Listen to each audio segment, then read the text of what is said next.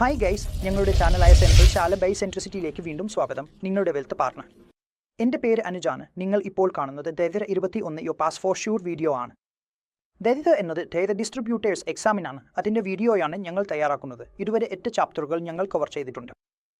ഇന്ന് നാം chapter number 9 ആയ പോർട്ട്ഫോളിയോ മാനേജ്മെൻറ്റ് പ്രോസസിനെ കുറിച്ച് സംസാരിക്കും. ഈ ടേബിൾ ഉപയോഗിച്ച് ഇന്ന് ഈ ചാപ്റ്ററിൽ നാം പഠിക്കാനിരിക്കുന്ന കാര്യങ്ങൾ എന്തൊക്കെയാണെന്ന് മനസ്സിലാക്കാം. ഈ ചാപ്റ്റർ വായിച്ച ശേഷം വായനക്കാർക്ക് ആസറ്റ് അലൊക്കേഷൻ തീരുമാനങ്ങളുടെ പ്രാധാന്യം, പോർട്ട്ഫോളിയോ മാനേജ്മെൻറ്റ് പ്രോസസ്സിലെ ഘട്ടങ്ങൾ, ഇൻവെസ്റ്റ്മെൻറ്റ് പോളിസി സ്റ്റേറ്റ്മെൻറ്റ്, അബിയസ് എന്നതിൻ്റെ ആവശ്യവും ഘടകങ്ങളും എന്നിവയിൽ പരിചയം ഉണ്ടാകണം. സ്ട്രാറ്റജിക് ആസറ്റ് അലൊക്കേഷനും ടാക്റ്റിക്കൽ ആസറ്റ് അലൊക്കേഷനും തമ്മിലുള്ള വ്യത്യാസം, അതിൻ്റെ ഗുണങ്ങളും പോർട്ട്ഫോളിയോ റിബാലൻസിങ്ങിൻ്റെ ബുദ്ധിമുട്ടുകളും ഉൾപ്പെടെ. അപ്പോൾ റിബാലൻസിംഗ് എന്നത് എന്താണ്, അതിൻ്റെ ഗുണങ്ങൾ എന്തൊക്കെയാണ്, ബുദ്ധിമുട്ടുകൾ എന്തൊക്കെയാണ് എന്നതും നാം ഈ ചാപ്റ്ററിൽ മുഴുവൻ പഠിക്കും. അപ്പോൾ നാം ആരംഭിക്കാം. ദൈത സീരീസ് 21 നേത ഡിസ്ട്രിബ്യൂട്ടേഴ്സ് പരീക്ഷയുടെ chapter number 9 portfolio management process. ആദ്യം വരുന്നത് ആസറ്റ് അലൊക്കേഷൻ ഡിസിഷൻ്റെ പ്രാധാന്യമാണ്. അതായത് ആസറ്റ് അലൊക്കേഷൻ എന്നത് എന്താണ്, ഇത് പ്രധാനപ്പെട്ടത് എന്തുകൊണ്ടാണ്, ഒരു ഇൻവെസ്റ്റ്മെൻറ്റ് തീരുമാനത്തിൽ ആസറ്റ് അലൊക്കേഷന് ഇത്രയും പ്രാധാന്യം നൽകുന്നത് എന്തുകൊണ്ടാണ്.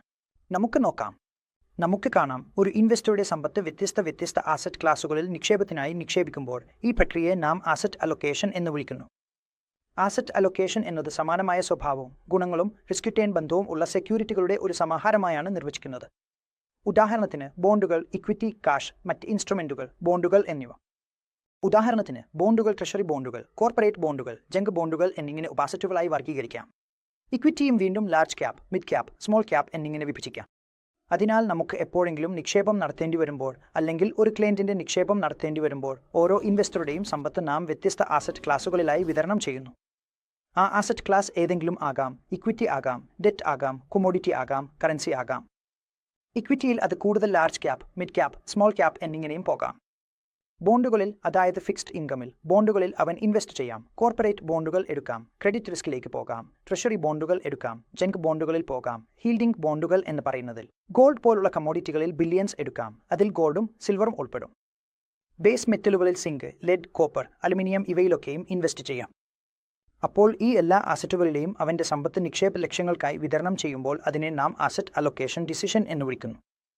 നാം മനസ്സിലാക്കേണ്ടത് എന്തെന്നാൽ നിക്ഷേപ തീരുമാനങ്ങൾ എടുക്കുമ്പോൾ ആസറ്റ് അലൊക്കേഷൻ ഡിസിഷൻ എത്രത്തോളം പ്രധാനമാണെന്ന്. സാധാരണയായി ദീർഘകാലത്തിൽ എല്ലാ ആസറ്റ് ക്ലാസുകളും ഒരുപോലെ റിട്ടേൺസ് നൽകുന്നില്ല. ചിലപ്പോഴൊക്കെ ചില സമയങ്ങളിൽ ഇക്വിറ്റികൾ മികച്ച പ്രകടനം കാഴ്ചവെക്കും. ചില സമയങ്ങളിൽ സ്വർണം നിങ്ങൾക്ക് നല്ല റിട്ടേൺ നൽകുന്നുണ്ടാകും. ചില സമയങ്ങളിൽ ബോണ്ടുകളിൽ നിന്ന് നിങ്ങൾക്ക് കൂടുതൽ നല്ല റിട്ടേൺ ലഭിക്കുന്നുണ്ടാകും. അതിനാലാണ് ഒരു ഫണ്ട് മാനേജറും ഒരു പോർട്ട്ഫോളിയോ മാനേജറും ഇതാണ് നോക്കേണ്ടത്. അതുകൊണ്ട് തന്നെ എസറ്റ് അലൊക്കേഷൻ അത്രയും പ്രധാനപ്പെട്ടതായിത്തീരുന്നു. കാരണം ആ സമയത്ത് ഏത് എസറ്റിൽ എത്ര, ക്ലയൻറ്റിൻ്റെ എത്ര പണം ഏത് എസറ്റിലേക്ക് അലൊക്കേറ്റ് ചെയ്യണമെന്ന് തീരുമാനിക്കേണ്ടത് അത്രയും നിർണായകമാണ്. ഇപ്പോൾ നാം വ്യത്യസ്ത എസറ്റ് ക്ലാസുകളും സെക്യൂരിറ്റികളും ഇടയിലെ കോറിലേഷൻ മനസ്സിലാക്കുന്നതിനെക്കുറിച്ച് സംസാരിക്കാം. കോറിലേഷൻ എന്നത് എന്താണ് എന്ന് നോക്കാം. കോറിലേഷൻ അളക്കുന്നത് ശക്തിയും ദിശയുമാണ്. രണ്ട് സെക്യൂരിറ്റികൾക്കിടയിലോ രണ്ട് എസറ്റ് ക്ലാസുകൾക്കിടയിലോ അല്ലെങ്കിൽ രണ്ട് വേരിയബിളുകൾക്കിടയിലോ ഉള്ള ബന്ധം ആണ് ഇത് അളക്കുന്നത്. കോറിലേഷൻ കോഫിഷ്യന്റ് എന്നത് -1 മുതൽ +1 വരെ റേഞ്ച് ചെയ്യുന്നു. ഒരു മൂല്യം -1 ആണെങ്കിൽ അതിന് അർത്ഥം അത് പെർഫെക്റ്റായി നെഗറ്റീവ് കോറിലേറ്റഡ് ആണ്. +1 ആണെങ്കിൽ അതിന് അർത്ഥം അത് പെർഫെക്റ്റായി പോസിറ്റീവ് കോറിലേറ്റഡ് ആണ്. അത് അർത്ഥം രണ്ട് സെക്യൂരിറ്റീസോ അല്ലെങ്കിൽ രണ്ട് ആസറ്റ് ക്ലാസുകൾ ഒരേ ദിശയിൽ നീങ്ങുകയാണ്. നെഗറ്റീവ് കോറിലേഷൻ ഉണ്ടെങ്കിൽ ഒരു ആസറ്റ് ക്ലാസ് പോസിറ്റീവ് ദിശയിലായിരിക്കും, മറ്റൊന്ന് നെഗറ്റീവ് ദിശയിലായിരിക്കും. അത് അർത്ഥം ഒരു ആസറ്റ് ക്ലാസ് നിങ്ങൾക്ക് റിട്ടേൺ നൽകുമ്പോൾ മറ്റൊന്ന് മൈനസിലേക്കും പോകാം. അതിനാലാണ് രണ്ട് ആസറ്റ് ക്ലാസുകൾക്കിടയിലെ കോറിലേഷൻ നോക്കുന്നത് ഒരു ഇൻവെസ്റ്റ്മെൻറ്റ് തീരുമാനമെടുക്കുന്നതിന് മുമ്പ് അത്രയും പ്രധാനപ്പെട്ടതായിരിക്കുന്നത്. ഫണ്ട് മാനേജർമാരും പോർട്ട്ഫോളിയോ മാനേജർമാരും രണ്ട് ആസറ്റ് ക്ലാസുകൾക്കിടയിലെ കോറിലേഷൻ ഉയർന്നതാണോ കുറഞ്ഞതാണോ എന്ന് നോക്കുന്നു. പിന്നിട്ട് അതനുസരിച്ച് അവർ പോർട്ട്ഫോളിയോ രൂപപ്പെടുത്തുന്നു. റിസ്ക് ഡൈവേഴ്സിഫിക്കേഷൻ എന്നതിൻ്റെ ഗുണങ്ങൾ നിങ്ങൾക്ക് നേടണമെന്നുണ്ടെങ്കിൽ, നിങ്ങളുടെ റിസ്ക് ഡൈവേഴ്സിഫൈ ചെയ്യണമെന്നുണ്ടെങ്കിൽ കോറിലേഷൻ അത്രയും പ്രസക്തമായ ഒരു ഘടകമാകുന്നു. അപ്പോൾ കോറിലേഷൻ അവിടെ നോക്കപ്പെടുന്നു, കാരണം നിങ്ങൾക്ക് പോർട്ട്ഫോളിയോയുടെ മൊത്തം റിസ്ക് കുറയ്ക്കേണ്ടതായിരിക്കും. അപ്പോൾ കോറിലേഷൻ എന്നത് എന്താണ്? ഫണ്ട് മാനേജർക്ക് റിസ്ക് കുറയ്ക്കാനും ഡൈവേഴ്സിഫൈ ചെയ്യാനും അവർ കോറിലേഷൻ ഉപയോഗിക്കുന്നു. ഉദാഹരണത്തിന് ഇക്വിറ്റിയും ഗോൾഡും എടുത്താൽ അവ രണ്ടും നെഗറ്റീവ് ആയി ബന്ധപ്പെട്ടിരിക്കുന്നു എന്ന് കണ്ടിട്ടുണ്ട്. ഇക്വിറ്റികൾ വളരുമ്പോൾ ഗോൾഡ് വളരാറില്ല. അതുപോലെ ഗോൾഡിൽ റിട്ടേൺ ലഭിക്കുമ്പോൾ സാധാരണയായി ഇക്വിറ്റിയിൽ കുറവ് റിട്ടേൺ കാണാറുണ്ട്. അതിനാൽ ആ രീതിയിൽ ഒരു ഫണ്ട് മാനേജർ ഒരു ആസറ്റ് അലൊക്കേഷൻ തീരുമാനത്തിൽ പോർട്ട്ഫോളിയോയുടെ റിസ്ക് എടുക്കുമ്പോൾ ആ പോർട്ട്ഫോളിയോയുടെ റിസ്ക് കുറയ്ക്കുന്നതിനായി ഇങ്ങനെ നിങ്ങളുടെ കോറിലേഷൻ നോക്കുന്നു. വ്യത്യസ്ത കാറ്റഗറികളിലും വ്യത്യസ്ത ആസറ്റ് ക്ലാസുകളിലും വ്യത്യസ്ത സെക്യൂരിറ്റികളിലും അല്ലെങ്കിൽ വ്യത്യസ്ത രണ്ട് വേരിയബിളുകളിലും അവൻ ഇൻവെസ്റ്റ് ചെയ്യേണ്ടിടങ്ങളിൽ. അതുപോലെ എക്സ്ട്രീം സിറ്റുവേഷനുകളിൽ എന്ത് സംഭവിക്കുന്നു എന്നാൽ ഇത് ഒരു ശക്തമായ ഷോക്ക് അബ്സോർബറായാണ് പ്രവർത്തിക്കുന്നത്. ഉദാഹരണത്തിന് നിങ്ങൾ നിങ്ങളുടെ പോർട്ട്ഫോളിയോയിലേക്ക് ഇക്വിറ്റികൾ എടുത്തിട്ടുണ്ട്. നിങ്ങളുടെ പോർട്ട്ഫോളിയോ കൂടുതലും ഇക്വിറ്റികളിലായിരിക്കും സ്ക്യൂഡ് ചെയ്തിരിക്കുന്നത്. അതിനൊപ്പം നിങ്ങൾ കുറച്ച് സ്വർണവും എടുത്തിട്ടുണ്ട്. അത് നെഗറ്റീവ് കോറിലേറ്റഡ് ആണ്. അതിനാൽ സംഭവിക്കുന്നത് എന്തെന്നാൽ ഇക്വിറ്റികളിൽ റിട്ടേൺസ് ലഭിക്കാത്ത ഒരു സമയത്ത് സ്വർണം നിങ്ങൾക്ക് റിട്ടേൺ നൽകാൻ സാധ്യതയുണ്ട്. അതിനാൽ മൊത്തത്തിലുള്ള പോർട്ട്ഫോളിയോയുടെ റിട്ടേൺ വളരെ കുറവായി മൈനസിലേക്ക് പോകില്ല. അതിനനുസരിച്ച് ഈ കോറിലേഷൻ നോക്കിക്കൊണ്ടാണ് പോർട്ട്ഫോളിയോ ഫണ്ട് മാനേജർമാർ ഡിസൈൻ ചെയ്യുന്നത്. എന്നാൽ റിട്ടേണിന്റെ കോറിലേഷൻ അഥവാ അസറ്റ് റിട്ടേൺ കോറിലേഷൻ ഭാവിയിൽ പാസ്റ്റ് കാലത്ത് കണ്ടതിൽ നിന്ന് വ്യത്യസ്തമായിരിക്കാം. അതിനാൽ പാസ്റ്റ് കാലത്ത് എങ്ങനെയോ നടന്നതുപോലെ തന്നെ ഭാവിയിലും നടക്കുമെന്ന് ഉറപ്പില്ല. ഭാവിയിൽ ഈ കോറിലേഷൻ കുറച്ച് കൂടുതലോ കുറവോ ആകാം, അല്ലെങ്കിൽ മാറ്റം വരാം. കാരണം സാമ്പത്തികവും മാർക്കറ്റ് സാഹചര്യങ്ങളും മാറുന്നതുകൊണ്ടാണ്. ഒരു നിക്ഷേപകനായി നിങ്ങൾക്ക് അറിയാം, ഈ കാര്യങ്ങൾ നിക്ഷേപകൻ പരിഗണിക്കണം. ഏതെങ്കിലും ആസ്തി വിന്യാസ് തീരുമാനത്തിൽ എത്തുമ്പോൾ വെറും പാസ്റ്റ് കോറിലേഷൻ മാട്രിക്സ് നോക്കി മാത്രം നിക്ഷേപ തീരുമാനം എടുക്കേണ്ടതല്ല. അവൻ ശരിയായ പരിഗണനയും ഒരു പോർട്ട്ഫോളിയോ മാനേജറുമായി സംസാരിച്ച് ഉപദേശം വാങ്ങി തന്റെ പോർട്ട്ഫോളിയോ രൂപപ്പെടുത്താം. പക്ഷേ വെറും കോറിലേഷൻ നോക്കി കോറിലേഷൻ മാട്രിക്സ് മാത്രം നോക്കി പോർട്ട്ഫോളിയോ രൂപപ്പെടുത്താൻ കഴിയില്ല. ഇപ്പോൾ നാം പോർട്ട്ഫോളിയോയുടെ ഘട്ടങ്ങളെക്കുറിച്ച് സംസാരിക്കാം. ഒരു പോർട്ട്ഫോളിയോ മാനേജർ പോർട്ട്ഫോളിയോ രൂപകൽപ്പന ചെയ്യുമ്പോൾ അവൻ കാണുന്ന ഘട്ടങ്ങൾ എന്തൊക്കെയാണെന്ന് നമുക്ക് മനസ്സിലാക്കാം. പോർട്ട്ഫോളിയോ മാനേജ്മെന്റ് പ്രോസസ്സിൽ സ്വീകരിക്കുന്ന ഘട്ടങ്ങൾ എന്തൊക്കെയാണെന്ന് നാം ഇപ്പോൾ അവയെക്കുറിച്ച് ചർച്ച ചെയ്യാം. പോർട്ട്ഫോളിയോ മാനേജ്മെന്റ് പ്രോസസ്സിലെ ഘടകങ്ങൾ പ്ലാനിംഗ്, എക്സിക്യൂഷൻ, ഫീഡ്ബാക്ക് എന്നിവയാണ്. താഴെ വിശദീകരിച്ചിരിക്കുന്നു. ഏറ്റവും ആദ്യത്തെ പോയിന്റ്. പോർട്ട്ഫോളിയോ മാനേജ്മെന്റിലെ ഏറ്റവും ആദ്യത്തെ ഘട്ടം പോർട്ട്ഫോളിയോയ്ക്കുള്ള ഒരു പോളിസി സ്റ്റേറ്റ്മെന്റ് വികസിപ്പിക്കുന്നതാണ്. ഏറ്റവും ആദ്യം നിങ്ങൾ പോർട്ട്ഫോളിയോയിലേക്കുള്ള പോളിസി സ്റ്റേറ്റ്മെന്റ് തയ്യാറാക്കണം. ഇത് ഒരു റോഡ് മാപ്പ് പോലെയാണ്, കാരണം ഇത് നിക്ഷേപകന്റെ റിസ്ക് ആപ്പറ്റൈറ്റ് വ്യക്തമാക്കുന്നു, കൂടാതെ നിക്ഷേപകന്റെ നിക്ഷേപ ലക്ഷ്യങ്ങൾ, നിക്ഷേപ നിയന്ത്രണങ്ങൾ എന്നിവയും വ്യക്തമാക്കുന്നു. അപ്പോൾ നിക്ഷേപ പോളിസി സ്റ്റേറ്റ്മെന്റ് എന്നത് എന്താണ്? ഒരു രീതിയിൽ നിക്ഷേപകന്റെ റിസ്ക് നിങ്ങൾക്ക് അവിടെ അറിയാൻ കഴിഞ്ഞു. നിക്ഷേപകന്റെ നിക്ഷേപ ലക്ഷ്യം എന്താണ് എന്നതും നിങ്ങൾക്ക് മനസ്സിലായി. അതായത് അവൻ ഉയർന്ന വളർച്ച വേണം. അവൻ ക്യാപിറ്റൽ ഓറിയന്റഡ് ഫണ്ടുകളിൽ ക്യാപിറ്റൽ സംരക്ഷിക്കേണ്ടതുണ്ട്. അവൻ ഉയർന്ന വളർച്ചയിലേക്ക് പോകണം. അവൻ സ്ഥിരമായ വരുമാനം വേണം. അവന്റെ ലക്ഷ്യങ്ങൾ എന്തൊക്കെയാണ്? ഷോർട്ട് ടൈം ലക്ഷ്യങ്ങൾ, മീഡിയം, ലോങ് ടൈം ലക്ഷ്യങ്ങൾ, കൂടാതെ നിക്ഷേപ നിയന്ത്രണങ്ങൾ എന്തൊക്കെയാണ്? എവിടെയെങ്കിലും അവന് നിക്ഷേപിക്കാൻ കഴിയാത്തതോ അല്ലെങ്കിൽ ലിക്വിഡിറ്റി നിയന്ത്രണം ഉണ്ടാകുന്നതോ പോലുള്ള നിയന്ത്രണങ്ങൾ ഉണ്ടോ എന്ന് നോക്കണം. ഇത്തരം നിയന്ത്രണങ്ങളെക്കുറിച്ച് നാം അടുത്ത അധ്യായത്തിൽ പഠിക്കും. അതിനാൽ പോർട്ട്ഫോളിയോ മാനേജ്മെന്റ് പ്രോസസ്സിൽ ഇതാണ് ആദ്യത്തെ ഘട്ടം. ഇപ്പോൾ രണ്ടാം ഘട്ടം നോക്കാം. രണ്ടാം ഘട്ടം നിലവിലെ സാമ്പത്തിക അവസ്ഥ പഠിക്കുകയും ഭാവിയിലെ പ്രവണതകൾ പ്രവചിക്കുകയും ചെയ്യുന്നതാണ്. ഇതാണ് ഏറ്റവും പ്രധാനപ്പെട്ട ഘട്ടം. ഇതിൽ നമുക്ക് ഒരു നിക്ഷേപകന്റെ നിലവിലെ സാമ്പത്തിക അവസ്ഥ എങ്ങനെയാണെന്ന് നോക്കേണ്ടതുണ്ട്. അവൻ സാമ്പത്തികമായി സ്ഥിരതയുള്ളവനാണോ? അവന് കൂടുതൽ കടമുണ്ടോ? അവന്റെ വരുമാനം സ്ഥിരമാണോ? ഭാവിയിൽ അവന്റെ പ്രവചിച്ചിരിക്കുന്ന വരുമാനവും കാഷ് ഫ്ലോയും എങ്ങനെയാണ് എന്നതും പരിശോധിക്കണം. ഭാവിയിൽ അവന്റെ സാമ്പത്തിക അവസ്ഥ മെച്ചപ്പെടുമോ അല്ലെങ്കിൽ അത് മോശമാവുമോ എന്നതും വിലയിരുത്തണം. ഇതിന്റെ അടിസ്ഥാനത്തിലാണ് ഒരു പോർട്ട്ഫോളിയോ മാനേജറും പോർട്ട്ഫോളിയോ മാനേജ്മെന്റ് പ്രോസസ്സിലും ഇതൊരു അത്യന്തം പ്രധാനപ്പെട്ട ഘട്ടമാണെന്ന് കരുതുന്നത്. രണ്ടാമത്തെ ഘട്ടം. ഈ എല്ലാ കാര്യങ്ങളും മനസ്സിൽ വെച്ചുകൊണ്ടാണ് അദ്ദേഹം മുന്നോട്ട് പോകുന്നത്. ഇപ്പോൾ നാം കണ്ടത് പോർട്ട്ഫോളിയോ സ്റ്റേറ്റ്മെന്റ് തയ്യാറാക്കി അതിന്റെ സാമ്പത്തിക അവസ്ഥ പരിശോധിച്ചു. മൂന്നാമത്തെ ഘട്ടം പോർട്ട്ഫോളിയോയുടെ നിർമ്മാണം ആണ്. പോളിസി സ്റ്റേറ്റ്മെന്റും ഫിനാൻഷ്യൽ മാർക്കറ്റ് ഫോർകാസ്റ്റും പരിഗണിച്ച ശേഷം നാം പോളിസി സ്റ്റേറ്റ്മെന്റ് പരിശോധിച്ചു. സാമ്പത്തിക വിപണികളുടെ പ്രവചനം കൂടി നടത്തി. അതായത് പരിഗണിക്കേണ്ട ഘടകങ്ങൾ, തയ്യാറാക്കിയ ഇൻവെസ്റ്റ്മെന്റ് പോളിസി സ്റ്റേറ്റ്മെന്റ്, നിക്ഷേപകന്റെ റിസ്ക് ആപ്പറ്റൈറ്റ്, നിക്ഷേപകന്റെ ലക്ഷ്യങ്ങൾ എന്നിവയെ അടിസ്ഥാനമാക്കി സാമ്പത്തിക വിപണിയുടെ പ്രവചനം തയ്യാറാക്കുന്നു. അവ രണ്ടും പൊരുത്തപ്പെടുന്നുണ്ടോ എന്നത് നോക്കി അതിന്റെ അടിസ്ഥാനത്തിൽ പോർട്ട്ഫോളിയോ മാനേജർ ഒരു തീരുമാനമെടുക്കുന്നു. കൂടാതെ ഈ പോർട്ട്ഫോളിയോയ്ക്ക് തുടർച്ചയായ നിരീക്ഷണവും റിബാലൻസിംഗും ആവശ്യമാണ്. നാലാമത്. പോർട്ട്ഫോളിയോ മാനേജ്മെന്റ് പ്രോസസ്സിലെ നാലാമത്തെ ഘട്ടമാണ് പ്രകടനമാപനവും മൂല്യനിർണ്ണയവും. നാം എല്ലാ പാരാമീറ്ററുകളും മാർക്കറ്റുകളും പരിഗണിച്ച് നിക്ഷേപം നടത്തിയിട്ടുണ്ട്. കൂടാതെ നാം ഇൻവെസ്റ്ററിനായി ആ പോർട്ട്ഫോളിയോയെ തുടർച്ചയായി നിരീക്ഷിക്കുകയും റിബാലൻസ് ചെയ്യുകയും ചെയ്തിട്ടുണ്ട്. അതിനുശേഷം അവസാന ഘട്ടമായ നാലാമത്തെ ഘട്ടം പോർട്ട്ഫോളിയോ മാനേജ്മെന്റിൽ വരുന്നത് പ്രകടനമാപനമാണ്. അതായത് പോർട്ട്ഫോളിയോ എങ്ങനെ റിട്ടേൺസ് നൽകിയിട്ടുണ്ട്, എങ്ങനെ ബെഞ്ച് മാർക്കിനെ അതിജീവിച്ചിട്ടുണ്ടോ ഇല്ലയോ, എത്രത്തോളം മികച്ച രീതിയിൽ ബെഞ്ച് മാർക്കിനെ അതിജീവിച്ചിട്ടുണ്ടെന്ന് വിലയിരുത്തുന്നതാണ്. സ്ഥിരമായി ഈ ഫണ്ട് അല്ലെങ്കിൽ EPMS നിങ്ങൾക്ക് എത്ര അൽഫ സൃഷ്ടിച്ച് നൽകിയിട്ടുണ്ട്, ബെഞ്ച് മാർക്കിനെ അപേക്ഷിച്ച് മൊത്തം എത്ര റിട്ടേൺ നൽകിയിട്ടുണ്ട് എന്നതും അതിന്റെ ശരിയായ മൂല്യനിർണ്ണയവും നടത്തപ്പെടുന്നു. ഒരു പോർട്ട്ഫോളിയോ മാനേജർ ആ പ്രത്യേക പോർട്ട്ഫോളിയോയിൽ എടുത്ത ഓരോ സെക്യൂരിറ്റിയുടെയും അവലോകനം നടത്തപ്പെടുന്നു. അതിനാൽ ഇവയാണ് പോർട്ട്ഫോളിയോ മാനേജ്മെന്റ് പ്രോസസ്സിലെ നാലാം ഘട്ടങ്ങൾ. 100% ഈ ചോദ്യം വരും. വളരെ ശ്രദ്ധയോടെ നിങ്ങൾക്ക് ഈ ചോദ്യം ചെയ്യേണ്ടതുണ്ട്. വളരെ എളുപ്പമായ ഒരു ചോദ്യം വരും. 3-4 ഘട്ടങ്ങൾ പറയുന്നതായിരിക്കും.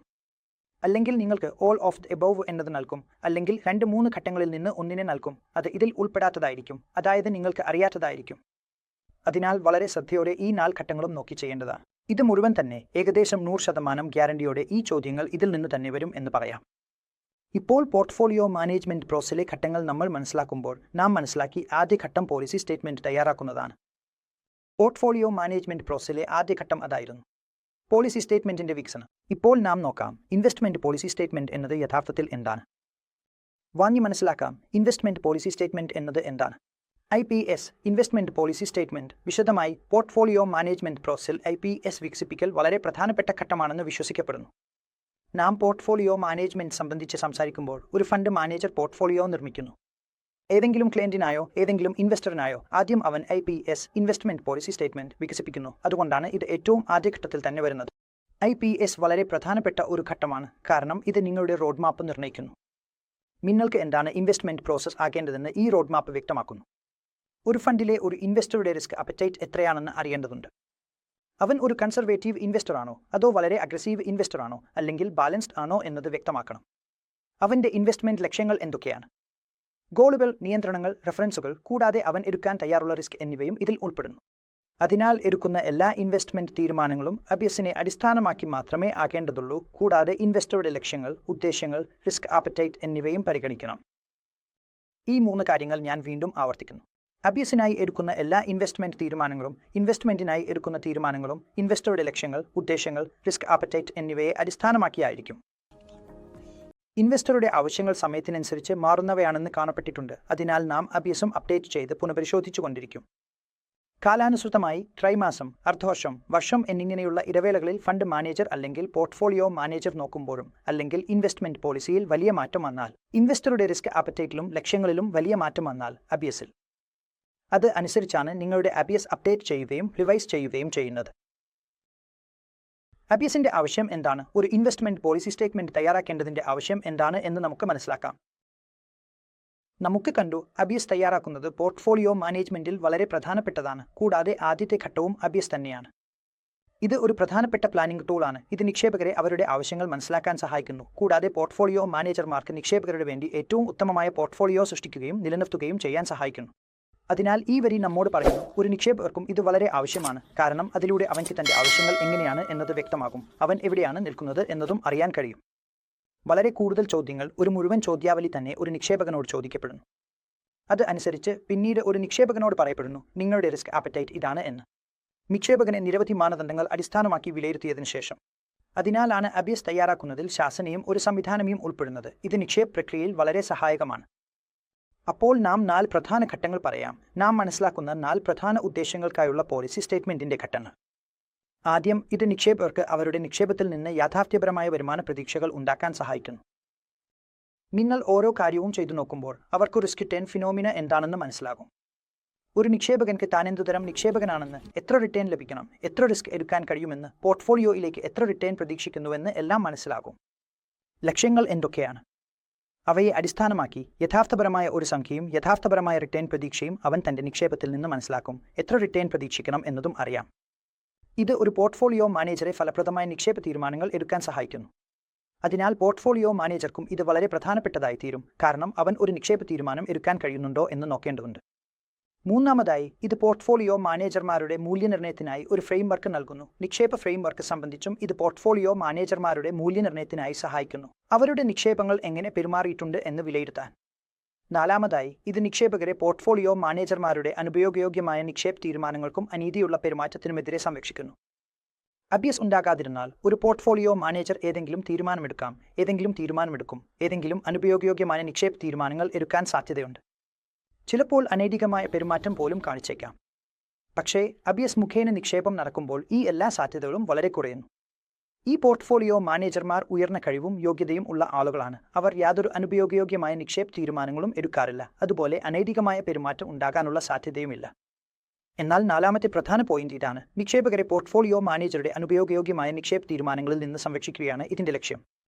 ഇപ്പോൾ നാം IPSനെ കുറിച്ച് കൂടുതൽ വിശദമായി പഠിക്കാം. അതായത് ഇൻവെസ്റ്റ്മെന്റ് പോളിസി സ്റ്റേറ്റ്മെന്റിൽ ഏത് പാരാമീറ്ററുകളാണ് ഉൾപ്പെടുന്നത്, അല്ലെങ്കിൽ നമുക്ക് ശ്രദ്ധിക്കേണ്ട പ്രധാന ഘടകങ്ങൾ ഏവയാണ് എന്ന് നോക്കാം. പോർട്ട്ഫോളിയോ മാനേജർമാർ ആദ്യം നോക്കുന്നത് ഇൻവെസ്റ്റ്മെന്റ് ഒബ്ജക്റ്റീവാണ്. നമുക്ക് നോക്കാം ഇൻവെസ്റ്റ്മെന്റ് ഒബ്ജക്റ്റീവുകൾ എന്തെല്ലാമാണ്. ഒരു ഇൻവെസ്റ്ററിന് പലതരത്തിലുള്ള ഒബ്ജക്റ്റീവുകൾ ഉണ്ടാകാം. നോക്കൂ, ഓരോ ഇൻവെസ്റ്ററുടെയും ഇൻവെസ്റ്റ്മെന്റ് ഒബ്ജക്റ്റീവുകൾ വ്യത്യസ്തമായിരിക്കും. ഒരു ഇൻവെസ്റ്റർ നിങ്ങളോട് പറയാം, എൻ്റെ ഇൻവെസ്റ്റ്മെന്റ് ഒബ്ജക്റ്റീവ് 25% റിട്ടേൺ നേടാനോ 20% റിട്ടേൺ നേടാനോ ആണ് എന്ന്. അവൻ നിങ്ങളെ ഒരു കൃത്യമായ സംഖ്യ പറയും, ആവശ്യമുള്ള റിട്ടേൺ വ്യക്തമാക്കും. പക്ഷേ അവർക്കിത് മനസ്സിലായിരിക്കണം. റിസ്ക് റിട്ടേൺ എന്നത് സാധാരണയായി പോസിറ്റീവ് ബന്ധമാണ്. അർത്ഥം, ഉയർന്ന റിസ്ക് എടുക്കുമ്പോൾ ഉയർന്ന റിട്ടേൺ ലഭിക്കും. നിങ്ങൾ എത്രയധികം റിസ്ക് എടുക്കാൻ തയ്യാറാകുന്നു അത്രയധികം റിട്ടേൺ ലഭിക്കാനുള്ള സാധ്യതയും കൂടും. പക്ഷേ എല്ലാ സമയത്തും ഈ ഫിനോമിന നടക്കണമെന്നില്ല. ഉയർന്ന റിസ്ക് എടുക്കുമ്പോൾ അതിനനുസരിച്ച് നിങ്ങളുടെ മൂലധനം നഷ്ടപ്പെടാനുള്ള സാധ്യതകളും ഉണ്ടാകാം. അതിനാൽ റിസ്ക് കൂടുതലായാൽ റിട്ടേൺ ലഭിക്കാനുള്ള സാധ്യതയും കൂടും. പക്ഷേ നിങ്ങളുടെ മൂലധനം കുറയാനുള്ള സാധ്യതയും അതിനൊപ്പം കൂടുന്നു. അതിനാൽ higher the risk higher the return എന്ന ഈ ഫിനോമിന ഒരു നിക്ഷേപകൻ അറിയേണ്ടതാണ്. അതിനനുസരിച്ച് ഒരു നിക്ഷേപകൻക്ക് തന്റെ നിക്ഷേപത്തിൽ നിന്ന് എത്ര റിട്ടേൺ വേണമെന്ന് മനസ്സിലാക്കാൻ കഴിയും.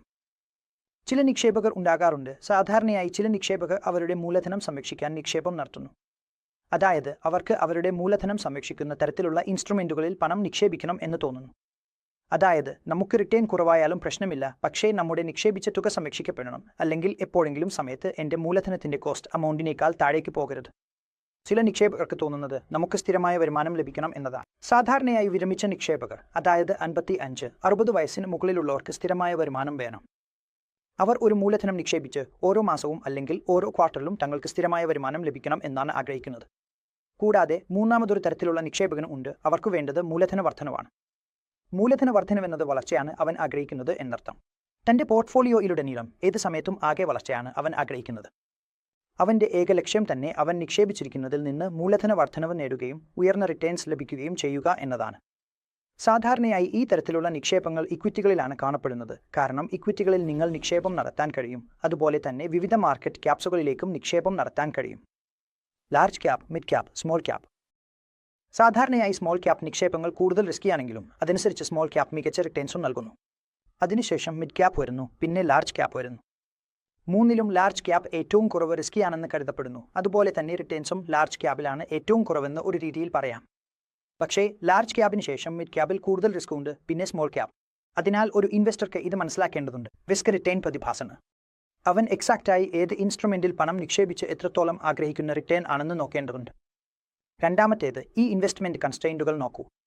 കൺസ്ട്രെയിൻറ്റുകൾ എന്താണ് എന്നാൽ ചില ഇൻവെസ്റ്റർമാർക്ക് ഇവ ലിമിറ്റേഷനുകളാണ്. ചില ഇൻവെസ്റ്റർമാർക്ക് ചില നിബന്ധനകളുണ്ട്. ചില ഇൻവെസ്റ്റ്മെന്റ് അവസരങ്ങളിൽ എക്സ്പോഷർ എടുക്കുന്നതിന് ചില ലിമിറ്റേഷനുകളുണ്ട്. ചില ഇൻവെസ്റ്റ്മെന്റ് കൺസ്ട്രെയിൻറ്റുകൾ ഇങ്ങനെ തന്നെയാണ്. ചില ലിമിറ്റേഷനുകൾ ഉണ്ടാകാറുണ്ട്. അവിടെ ഇൻവെസ്റ്റർമാർ ചിന്തിക്കുന്നു, ഇല്ല, നമുക്ക് ഈ എക്സ്പോഷർ എടുക്കേണ്ടതില്ല, അല്ലെങ്കിൽ ഇവിടെ നിക്ഷേപം ചെയ്യേണ്ടതില്ല. അങ്ങനെ ഈ കൺസ്ട്രെയിൻറ്റുകൾ വരുന്നു. എന്തുകൊണ്ടാണ് ഇവ വരുന്നത്? നമുക്ക് നോക്കാം. ഇവ സാധാരണയായി വരുന്നത് ചില ഘടകങ്ങൾ കാരണം. ഉദാഹരണത്തിന് ഇൻവെസ്റ്റർമാരുടെ ലിക്വിഡിറ്റി ആവശ്യങ്ങൾ പോലുള്ള. ഇപ്പോൾ ചിലർക്ക് പണം വേണമെന്നുണ്ടാകാം. ഒരു വർഷം 10 മാസം, 2 വർഷം എന്നിങ്ങനെ. അപ്പോൾ ഇത് ഒരു കൺസ്ട്രെയിൻറ്റ് ആയിത്തീരും. കാരണം നാം ഇക്വിറ്റിയിൽ നിക്ഷേപം ചെയ്യാൻ കഴിയില്ല. കാരണം ഇക്വിറ്റികൾക്ക് നമുക്ക് കുറച്ച് ദൈർഘ്യമുള്ള ഹൊറൈസൺ വേണം. ഈ രീതിയിൽ നിങ്ങൾക്ക് പണം ആവശ്യമാണെങ്കിൽ ഇക്വിറ്റികളിൽ നിക്ഷേപം ചെയ്യാൻ കഴിയില്ല. ടൈം ഹൊറൈസൺ വീണ്ടും, കൂടാതെ മറ്റ് പ്രത്യേക ആവശ്യങ്ങളും മുൻഗണനയും. അത് ആരായാലും ആകാം. ഒരു നിക്ഷേപകൻ റെഗുലേറ്ററി കൺസ്ട്രെയിൻസ് ഇക്വിറ്റി ആകാം, അല്ലെങ്കിൽ ടൈം ഹൊറൈസൺ ആകാം, അല്ലെങ്കിൽ മറ്റേതെങ്കിലും മുൻഗണന. ഉദാഹരണത്തിന്, ഞാൻ ഇക്വിറ്റിയിൽ നിക്ഷേപിക്കാൻ ആഗ്രഹിക്കുന്നില്ല, ഗോൾഡിൽ നിക്ഷേപിക്കാൻ ആഗ്രഹിക്കുന്നു, അല്ലെങ്കിൽ ജങ്ക് ബോണ്ടുകൾ എടുക്കാൻ ആഗ്രഹിക്കുന്നില്ല, ഹോൾഡിംഗ് ബോർഡ്സിൽ പോകാൻ ആഗ്രഹിക്കുന്നില്ലെങ്കിൽ, അതുപോലെ ഏതെങ്കിലും നിക്ഷേപ നിയന്ത്രണങ്ങൾ ഇവിടെ ഉണ്ടാകാം. അതാണ് റെഗുലേറ്ററി കൺസ്ട്രെയിൻറ്റുകൾ. ഇപ്പോൾ നാം റെഗുലേറ്ററി കൺസ്ട്രെയിൻറ്റുകളിലേക്ക് വരാം. പൊതുവെ വ്യക്തിഗത നിക്ഷേപകർക്ക് യാതൊരു റെഗുലേറ്ററി കൺസ്ട്രെയിൻറ്റും ഉണ്ടാകാറില്ല. പൊതുവെ ഒരു നിക്ഷേപകൻ, അതായത് ഒരു വ്യക്തിഗത നിക്ഷേപകൻ, അവർക്ക് പ്രത്യേകിച്ച് റെഗുലേറ്ററി കൺസ്ട്രെയിൻറ്റുകൾ ഉണ്ടാകാറില്ല. പക്ഷേ ആരെങ്കിലും ഉണ്ടെങ്കിൽ അവരെ പിന്തുടരേണ്ടതുണ്ട്. ഏതെങ്കിലും റെഗുലേറ്റർ ഒരു കൺസ്ട്രെയിൻറ്റ് ഏർപ്പെടുത്തിയിട്ടുണ്ടെങ്കിൽ അത് നിർബന്ധമായും പാലിക്കണം. ഉദാഹരണത്തിന്, ലളിത സ്കീമിൽ 1.5 ലക്ഷം രൂപയുടെ ഇക്വിറ്റി ലിങ്ക് സേവിംഗ് സ്കീം, അതായത് മ്യൂച്വൽ ഫണ്ടുകളിൽ നിങ്ങൾക്ക് യാനം വിഭാഗത്തിൽ മാത്രം ആനുകൂല്യം ലഭിക്കും. 1.5 ലക്ഷം രൂപ വരെ നിങ്ങൾ എത്രയും കൂടുതൽ നിക്ഷേപം നടത്താമെങ്കിലും. എന്നാൽ ഇൻകം ടാക്സിൽ സെക്ഷൻ ഡാം പ്രകാരം നിങ്ങൾക്ക് ലഭിക്കുന്ന ആനുകൂല്യം 1.5 ലക്ഷം രൂപ വരെ മാത്രമേ ഉള്ളൂ. അതിനാൽ ഇത് ഒരു റെഗുലേറ്ററി കൺസ്ട്രെയിൻറ്റ് ആണെന്ന് മനസ്സിലാക്കാം. ശരിയാണോ? അതിനാൽ അതനുസരിച്ച് നമുക്ക് നമ്മുടെ നിക്ഷേപ തീരുമാനങ്ങൾ എടുക്കുമ്പോൾ ഇത് ശ്രദ്ധിക്കേണ്ടതായിരിക്കും. ഉദാഹരണത്തിന് മറ്റൊരു ഉദാഹരണം എടുക്കാം. RBIയുടെ ഇന്ത്യ നോട്ടിഫിക്കേഷൻ പ്രകാരം ലിബറലൈസ്ഡ് റിമിറ്റൻസ് സ്കീം DER ഉണ്ട്. അതിന്റെ അടിസ്ഥാനത്തിൽ ഒരു ഇന്ത്യൻ റെസിഡന്റ് വ്യക്തി ഒരു വർഷത്തിൽ പരമാവധി $2,500,000 വരെ മാത്രമേ വിദേശത്ത് നിക്ഷേപിക്കാൻ കഴിയൂ. അതിനാൽ ഇത് കൂടി RBI നൽകിയ ഒരു റെഗുലേറ്ററി കൺസ്ട്രെയിൻറ്റ് തന്നെയാണ്. ഇപ്പോൾ നാം ടാക്സ് നിയന്ത്രണങ്ങളെക്കുറിച്ച് സംസാരിക്കാം. നോക്കൂ, നിക്ഷേപ പ്രക്രിയയെ ടാക്സ് സംബന്ധമായ ആശങ്കകൾ കൂടുതൽ സങ്കീർണമാക്കുന്നു. ഒരു നിക്ഷേപകൻ നിക്ഷേപം നടത്തുന്നതിന് മുമ്പ് ഓരോ സെക്യൂരിറ്റിയിലും എങ്ങനെ ടാക്സ് ബാധകമാകുന്നു എന്നതിനെക്കുറിച്ച് മുഴുവൻ വിവരവും അറിയേണ്ടതാണ്. അതിനാൽ ടാക്സ് പോർട്ട്ഫോളിയോ മാനേജ്മെന്റിൽ വളരെ പ്രധാനപ്പെട്ട ഒരു പങ്ക് വഹിക്കുന്നു. കൂടാതെ നിക്ഷേപ തീരുമാനങ്ങൾക്കും ഇത് നിർണായകമാണ്. ചില നിക്ഷേപങ്ങൾ അഥവാ വ്യത്യസ്ത നിക്ഷേപങ്ങളാണ്. വ്യത്യസ്ത തരത്തിലുള്ള വരുമാനങ്ങൾ ഉണ്ട്. അവയ്ക്ക് ടാക്സ് വ്യത്യസ്തമായി ബാധകമാണ്. ഉദാഹരണത്തിന്, നിങ്ങൾക്ക് ഡിവിഡൻഡിൽ നിന്ന് വരുമാനം ലഭിച്ചിട്ടുണ്ടെങ്കിൽ, നിങ്ങൾക്ക് പലിശ വരുമാനം ലഭിച്ചിട്ടുണ്ടെങ്കിൽ, വാടക വരുമാനം ലഭിച്ചിട്ടുണ്ടെങ്കിൽ, അല്ലെങ്കിൽ ക്യാപിറ്റൽ അപ്രിസിയേഷൻ ഉണ്ടായിട്ടുണ്ടെങ്കിൽ, ഇവയൊക്കെയുടെയും ടാക്സ് ചികിത്സ സാധാരണയായി വ്യത്യസ്തമാണ്. അതുപോലെ തന്നെ ഒരേ തരത്തിലുള്ള റിട്ടേൺസ് പോലും വ്യത്യസ്ത ടാക്സ് ബാധ്യതകൾക്ക് വിധേയമാകാം. നിങ്ങൾ ഏത് ടാക്സ് ബ്രാക്കറ്റിലാണ് വരുന്നത് എന്നതിനെ ആശ്രയിച്ചാണ് ഇത്. അതിനാൽ റെസിപ്പിയന്റ് ഏത് ടാക്സ് ബ്രാക്കറ്റിലാണ് വരുന്നത്, ഏതെങ്കിലും റിട്ടേൺസ്, ഏതെങ്കിലും നിക്ഷേപങ്ങൾ എന്നിവയുടെ അടിസ്ഥാനത്തിൽ നിങ്ങൾക്ക് ടാക്സ് ബാധ്യത ഉണ്ടാകും. ചില നിക്ഷേപങ്ങളുടെ ടാക്സ് ബാധ്യത നേരിട്ട് നിക്ഷേപകന്റെ ടാക്സ് ബ്രാക്കറ്റിൽ ചേർക്കപ്പെടുന്നു. അതിനാൽ ഈ പശ്ചാത്തലത്തിൽ നിക്ഷേപകർക്ക് ടാക്സിനെക്കുറിച്ച് ഒരു അടിസ്ഥാനമായും വ്യക്തമായും മനസ്സിലാക്കേണ്ടത് വളരെ പ്രധാനപ്പെട്ടതാണ്. കൂടാതെ ഇത് അബിയസിന്റെ ഒരു അത്യന്തം പ്രധാനപ്പെട്ട ഭാഗവുമാണ്. സെക്ടറുകൾ, സ്ഥാപനങ്ങൾ, മറ്റ് നിക്ഷേപ വിഭാഗങ്ങൾ എന്നിവയിലേക്കുള്ള എക്സ്പോഷർ പരിധി നമുക്ക് മനസ്സിലാക്കാം. സെബി PMS റെഗുലേഷൻസ് 2020 പ്രകാരം പോർട്ട്ഫോളിയോ മാനേജറും നിക്ഷേപകരും തമ്മിലുള്ള കരാറിൽ നിക്ഷേപ സമീപനം ഉൾപ്പെടേണ്ടതാണ്. അതിനാൽ സെബി റെഗുലേഷൻസ് പ്രകാരം പോർട്ട്ഫോളിയോ മാനേജറും നിക്ഷേപകനും തമ്മിൽ ഉണ്ടാകുന്ന ഏത് കരാറിലും നിക്ഷേപ സമീപനം ഉൾപ്പെടേണ്ടതാണ്. അതിൽ നിക്ഷേപ സമീപനം നിർബന്ധമായും ഉണ്ടാകണം. നിക്ഷേപ സമീപനം എന്താണ്? നമുക്ക് മനസ്സിലാക്കാം. നിക്ഷേപ സമീപനം എന്നത് ഒരു വിധത്തിൽ നിങ്ങളുടെ വിശാലമായ രൂപരേഖയാണ്. അതായത് നിങ്ങൾ പോർട്ട്ഫോളിയോയിലേക്ക് ഉൾപ്പെടുത്തിയിട്ടുള്ള സെക്യൂരിറ്റികൾക്കും അനുമതിയുള്ള ഇൻസ്ട്രുമെന്റുകൾക്കും, അല്ലെങ്കിൽ പോർട്ട്ഫോളിയോ മാനേജർ നിക്ഷേപകർക്കായി പോർട്ട്ഫോളിയോയിലേക്ക് നിക്ഷേപിച്ചിട്ടുള്ളവയ്ക്കുമാണ് ഇത് ബാധകമാവുന്നത്. നിങ്ങളുടെ പോർട്ട്ഫോളിയോ മാനേജർ അനുമതിയുള്ള സെക്യൂരിറ്റികളിലോ ഇൻസ്ട്രുമെന്റുകളിലോ ഒരു നിക്ഷേപകന്റെ വേണ്ടി പണം നിക്ഷേപിച്ചിട്ടുണ്ടെങ്കിൽ അതെല്ലാം നിക്ഷേപകന്റെ ഇൻവെസ്റ്റ്മെന്റ് അപ്രോച്ചിൽ ഉൾപ്പെടും. കൂടാതെ ഇതിൽ ഉൾപ്പെടുന്നത് ഏത് തരത്തിലുള്ള ഇൻസ്ട്രുമെന്റുകളാണ് എന്നതും ആകും. എക്സ്പോഷറിന്റെ പ്രൊപോർഷൻ എന്നത് ഉദാഹരണത്തിന് ഒരു ഇക്വിറ്റി ഫണ്ട് ആണെങ്കിൽ അതിൽ എത്ര ശതമാനം ഇക്വിറ്റിയിലാണ് എക്സ്പോഷർ പോയിരിക്കുന്നത് എന്നതാണ്. ബാലൻസ്ഡ് തരത്തിലുള്ള ഫണ്ടാണെങ്കിൽ എത്ര ശതമാനം ഡെറ്റിലാണുള്ളത്, എത്ര ശതമാനം ഇക്വിറ്റിയിലാണുള്ളത് എന്നതും കാണിക്കും. കമ്മോഡിറ്റികളിലേക്കുള്ള ഫണ്ട് പോയാൽ ഉദാഹരണത്തിന് ഗോൾഡിലാണെങ്കിൽ അതിൽ എത്ര ശതമാനം എക്സ്പോഷർ ഉണ്ട് എന്നതും കാണിക്കും. ഫിക്സ്ഡ് ഇൻകം ഫണ്ടാണെങ്കിൽ അതിൽ എത്ര ശതമാനം ഡെറ്റ് ഫണ്ടിലാണുള്ളത് എന്നതും കാണിക്കും.